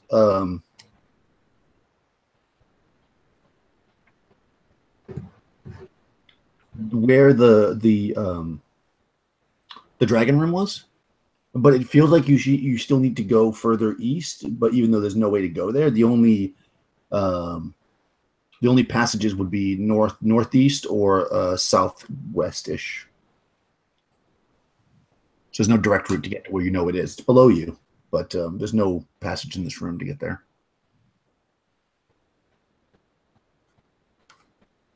Yeah, he would just take the closest passage and hope that's see how it plays out when they first go down it to see if he gets a strong feeling. Okay, yeah. So you start to head to the northeast, but you definitely feel like you're going away from it. But at the same time, I mean, if you were to turn around and run back, do you want to try the other passage, like walk like a little bit in each direction? Is that what you're trying? He'll tell Neom. I don't feel it as strong this way. Let's go back the other way. Okay, so when you go to the southwest, you also feel like you're going away from it. Like you feel like you need to go east, even though you can't go east. So like you can't go right to it because there's no passageway there. So you got to kind of. But I will say this: when you go southwest, it's a very short passage, and there is a 5-foot like pit there at the end, but there's nothing in it. It's just an empty pit, 5 feet deep. But I'm still getting a fairly strong strength of it though from around him. You're definitely getting closer to it, but it's to the east. So the only passage that you think you might be able to go based on the treasure finding potion is to the northeast. Like that passage would probably be the closest to it, even though it's not technically exactly the right direction. If that makes sense. Right. Kind of like it's saying it's here, but there's walls there, so you can't go there. So you got to go around basically. For what you can think, anyways, unless you have another spell or something that can put you through a wall. The only spell I have left is detect magic. Okay, no, you don't. That wouldn't help you here. You need to go down, pretty deep actually. I would ask Neom though if he could check that pit. Let's see if there's anything in that pit that would lead some kind of passageway. Okay. Roll a So, D6. I don't want to be that guy, but we are fighting at about a third of our strength. Perhaps it's time to head back. We left about 4 bodies in the cave over there. It's fully looted, so whatever was shiny, I probably took. Yeah. Well, it had a suit of dwarf-sized plate. Plus what? You took his armor. No, I didn't. I didn't end up. I don't think I was able to pick up your plate armor. That might be a lot to carry. Yeah, I mean, I would say you probably might be able to take a couple of weapons, but yeah, taking all that. You just see me walking around in this completely undersized plate armor. I'd drag that sucker out of here. It's worth a fortune. +1 plate. I'm just hoping some of them had another lantern or torch because I destroyed both of mine. Well, I have a torch right now. Yeah, how many torches have you got? Because you're actually coming into your 6th turn. Which is actually one, but I also have 1 oil lamp and 1 ceramic jubble, or 2 pints of lamp oil. Yeah. Okay. Oh, okay. Well, I still have four vials of lamp oil too. So. Oh, it's a clay oil lamp. So. Yeah, at this point, Tony, the only way that you think you might be able to go is to the northeast, although it's not sending you in the right direction. Okay, so he didn't find anything in the pit that would have let us. No. Oh, yeah, that's right. I'm sorry, the pit. No, you don't find anything in the pit. Oh, I guess then we're just gonna have to go this way and hope that we can do it. He frustrated and heads back northeast the best he can. Okay. Yeah, I mean, if you head northeast, again, you're going farther away from it. In fact, after you travel a little bit, you no longer sense it at all. I mean, you remember where it was, but like you're going away from it too far. It's more than 360 feet away from you for sure.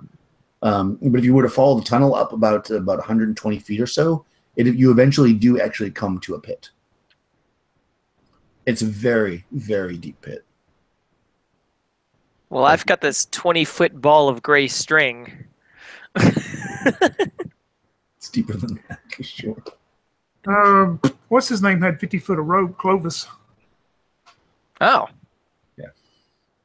Well, there you go. Yeah. I guess we could try to attach that rope and see how far it goes down. Yeah, this is like a stalactite that you could like tie it onto, if you'd like. But when you drop the end down, it doesn't seem to hit the ground. Like it's definitely deeper than the rope. So is my torch out yet? Yeah. I thought you switched to the lantern. Okay. Yeah. Just gonna drop my torch down there, but yeah, no, it's definitely burned out. I dropped the lantern down there. No.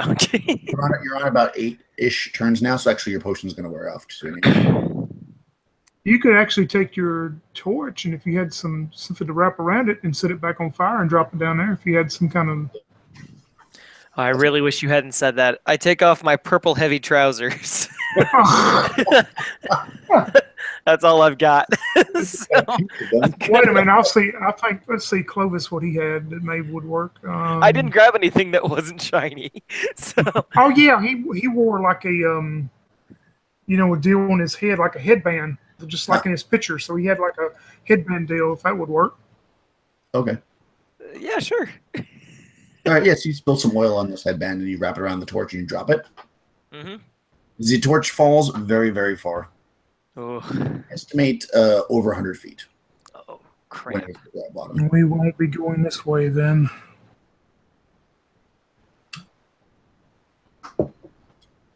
Listen, I just want to let you know right now. You're a really good friend. But if the trolls come, I'm tripping you. I don't, because you're new to BX, I could point out that, a thief can climb. Oh, hey. But is it like a sheer wall? It's a pit. You can climb down it. Sweet. I'm going to try that. Why not? Why not? Because you don't really have another choice. I don't know how the magic user is going to get down there, but you can climb down if you want. I'm going to take the rope the first 50 feet. And then I'm going to climb. Okay. Yeah, you can do that. You basically can climb your 4th level. You have a 90% climb. Ooh. So that's pretty good. So I'm going to roll a 1 is what you're saying. Yeah. Well, yeah, you have to roll over 90 to fail. So all right. You can roll that one up. All right. So percentile dice, right? Percentile dice, if you roll 91 through 100, then you fall. Oh, God. Oh, 77. Yeah, so you're able to climb down. It's actually about, I'm not going to make you do it twice. It's 120 feet. You're supposed to do it every 100 feet, but it's fine. So you're able to climb down down this, it's almost like a well, basically. And you climb pretty deeply down. I'm assuming somehow you're bringing the lantern with you. Well, the torch is burning at the bottom, we'll say, still. Okay. The improvised torch. And when you get down there, you can kind of see that you have to almost like climb down wall and you get to the point where you like hang a bit and then drop because there's, it doesn't go right to the ground. And you do find yourself in. Oh no, I guess the wall is right there. You find yourself in a large chamber. Is there a sword nearby? There's not a sword, nor are there any bones or anything. It's like there's nothing. It's like it looks pretty empty. Jeez. To you. I'm gonna shout back up. Okay. Bottom of the pit. Upon reaching the bottom of the pit, you find yourself in a vast, empty cavern.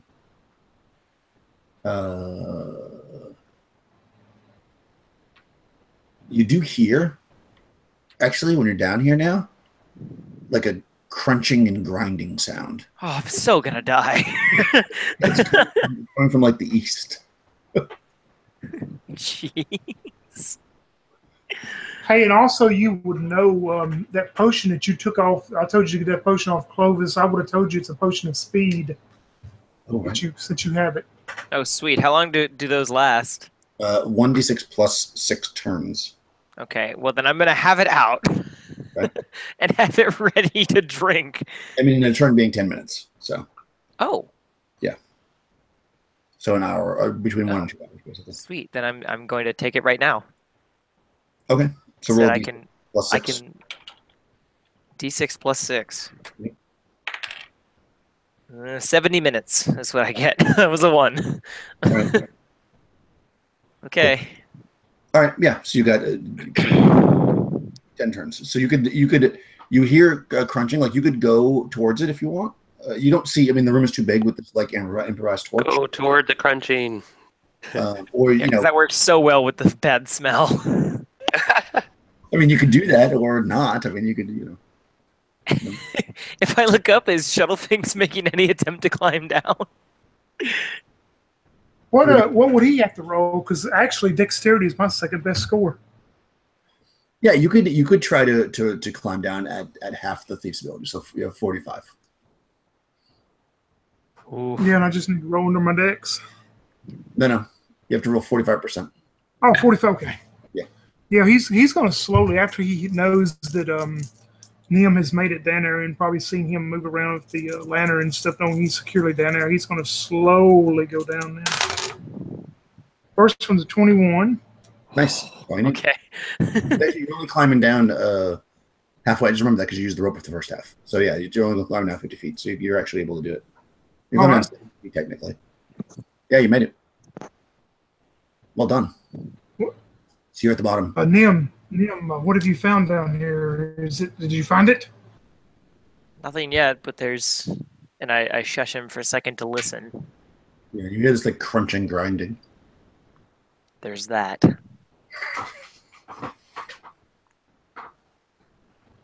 Oh, well, I don't know what other creatures could be here, but and of course by now the treasure finding potion's gone, isn't it?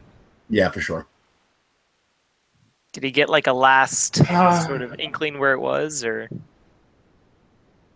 Yeah, well, you know that if you follow towards the crunching sound, that it would be you'd be heading east, which I know that you knew that you needed to go east, but you don't know if it's exactly the right east.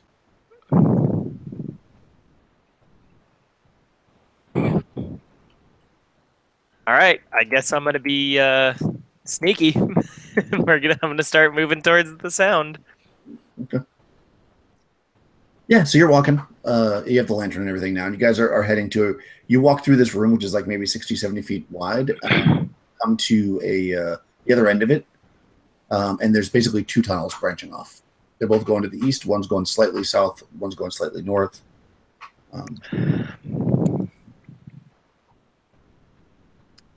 Then you can hear the crunching sound. It sounds like it's coming from both tunnels, in a sense.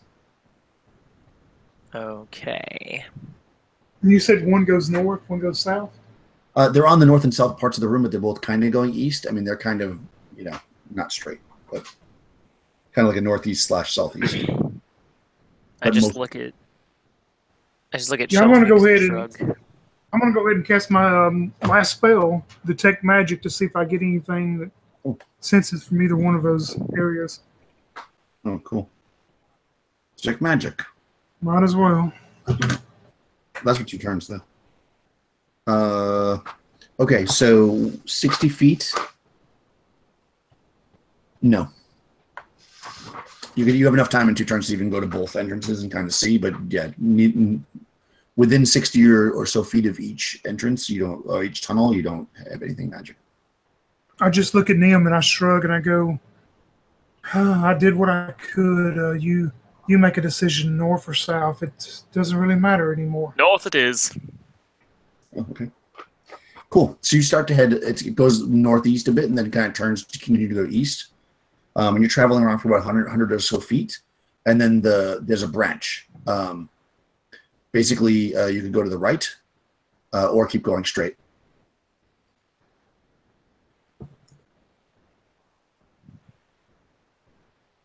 This spelunking is getting real old. Okay, so you basically could go east more, or you could go south at this point. I guess we're gonna go east. Okay. Yes, you continue east another 50 or 60 feet, and you come into number 11. Boy. This is where it all gets very exciting. Okay. It's never a good sign. So you come into this, of course the grinding sound is getting louder as you're heading towards it, obviously. And you pop into this cavern. No, let me read you the box text. That's always fun. Your view of this cavern is dominated by its occupants, 2 huge, bloated gray worms. Each at least 30 feet long, with monstrous, tooth-filled maw capable of swallowing a person whole. The thrashing beasts scatter rubble everywhere as they move to attack. Let's roll initiative. Actually, I suppose you could have surprised them. Let me see if you surprised them. You did not. So yeah, they see you, and yeah, they want to eat you. So let's roll initiative. You don't see a sword either. Oh no. 3. Actually, it's Tony this time. Oh, okay. Out of 5. Oh, thank God. You went in. So these things are probably like 60 or so feet away from you, but they see you and they're just like. And there's 2 of them? There's 2 of them, and they are quite big. I just take off running away. I was going to say nope. Yeah, that is a wise decision. If all 6 of you had ended up here, it might have been a good fight. Very clear, no matter what your intelligence score is, that these things will completely eat you. So yeah, you run like hell. Although, let's see, should I be mean? I'm going to be mean. I'll let you do it, because I like to do that. Roll a d20 against Tony against my d20. And if you beat me, then the other one that was supposed to make up behind you is not there. Oh, Jesus. So you start running, No. and where that south passage was, another one is coming out. So roll initiative. So it's like blocking the whole path. Only needs initiative. So let's do one more initiative. Oh God. Great. Oh wow, 2. Oh God. That's in front of you. It's going to attack you. It's huge. So I'll say, yeah, you can't get past this thing. No, you can. You can get past it, but it'll get a free attack against you. Let's say that, if you want to make a run for it. Yeah, I'll just keep running. Yeah, because this is pretty bad. You also going to run? No? Yep. I mean, there's not a lot we can do at this point. All right, so it's gonna make an attack, from which it misses. Oh wow! I rolled a 3 and a 4 on the attacks. Woo! It is not. You're moving so fast. It tries to like reach out at you and just smashes into the wall. It's like you're like whoa. I'll say Usain Bolt they're not down this hallway. smart enough to fully chase you. I don't think, because they're more like animals. So I'll say that if you just run like hell, you can get back to that wall. Cool. Are you leaving? Is that the plan? Does that make sense? Yeah. Yeah. That is the plan. Okay, so this is just to be that guy. You got to make the final climb check. All right. If you Okay. make the climb check, then you're fine. I failed. 84. Okay. You fell. How about Thief? 72. I'm good. All right, so let me see how far you fell from him. You only fell 10 feet because you started, but you gotta try again if you want to try to. You take 2 points of damage. That doesn't kill you. Does it? Okay. Yeah, you can try again. 93. Come on. Wow. Okay, that time you fell 30 feet. Let me see. This could be the end of you just falling down this tunnel. It probably will be. Oh, so 3 and 3 is 6. Plus 3 is not 3 and 3 is in a row, 9. I'm not doing too well at all. Okay, come on, you got I'm it. still alive, but He's Oh, only come on. climbing halfway up. Is that easier? you're not going to believe this. A 92. Oh no! 92. Oh, I need a dice cam like Darren's got to It's show. going Wow. so wrong. how many hit points have you got? I got 3 left, so that probably does me in. So yeah, so you're trying to climb up, and this worm just comes up the tunnel and just consumes you. That's just much more heroic than you just falling on your ass and dying. Sorry. Yeah, because I was so scared of trying to get out of here from those worms anyway. I just can't make it up the rope. Yeah, it's like a horror movie where like you just keep trying, and then finally the thing just comes and. I just think it would be funny if he fell and died, and the worm comes out like all right. And don't forget, Nim, you have that potion of speed, so I mean you're way, if you wanted to be, you're way ahead of me. Oh yeah, no, I'm booking it. I told you I wasn't gonna stay with you if things went south. You did say, "I hope you fall." Actually, I'm pretty sure that's what you said. Oh, when did I say that? I think so. Or you said you were gonna push him over or something. Oh no, I said I was gonna trip him if there were more trolls. Well, Yeah. that's the implication. All right, so yeah, you wow, that was pretty devastating. So yeah, you get to the top, and I'm assuming make your way out of the cave. Yeah, I got an extra +1 longsword out of this. Yeah, so you're like, I went on a quest for a sword, and I got one. Yeah, Exactly. everything worked out in the end. Wow, those trolls were holy crap. Okay, well, yeah, I mean, whatever. We'll just assume you get back alive or not. Doesn't really matter. I suppose it's on a one shot, but I got eaten by a fox. yeah, the big monster was supposed to be the worms at the end. I think. Like, Oh God, I can't imagine what would happen if we had to fight those. well, they're not actually. They're no tougher than the trolls. They're the same hit dice. They're all 3 of them. But the things Is that it purple worms? no, they're Sicilian. Oh, just kind of like a different kind. Yeah, they're armor class 6 hit dice 6. You definitely could have. They can swallow you though. But yeah, they're not any tougher than the trolls really when it comes down to it. Like they only get 1 attack and it only does 1d8 damage. So like they're much easier to kill. Those were the hardest thing to kill in this whole thing. You just have to fight them. Like literally went for no reason, and they had no treasure. Oh man, They had some treasure from the bodies that I found. you got so much shit from. I will So say which way- that I went and picked up the dwarf mail and brought that with me. Once you Which way decided would've- you would just like fuck everyone, take the dwarf's armor. Okay. Which way would have been the right way to go to get to the No, magic? it was in the room with the worms. Oh, okay, The okay. thing is, and I liked it. I thought it was a really cool premise. We know where it is. It's inside of a gelatinous cube. Oh my Oh, gosh. And it's in that room. So basically, the thing was scurrying around and it picked the guy up. So it's like down here inside the cube. Ah, Yeah, if you had just come this way in the first place and went down, you would have. Those worms are tough to fight. And then just there's a couple other little things. Like at the pit, there's supposed to be a spider, but I decided to take that out because you would have never made it down. I wanted to see what you would do down there. But yeah, then I realized you couldn't. So, but that's the thing. I didn't want to be like, you can't do it. You got to try. You saw the worms, you ran. That was smart. You just couldn't make it up the wall.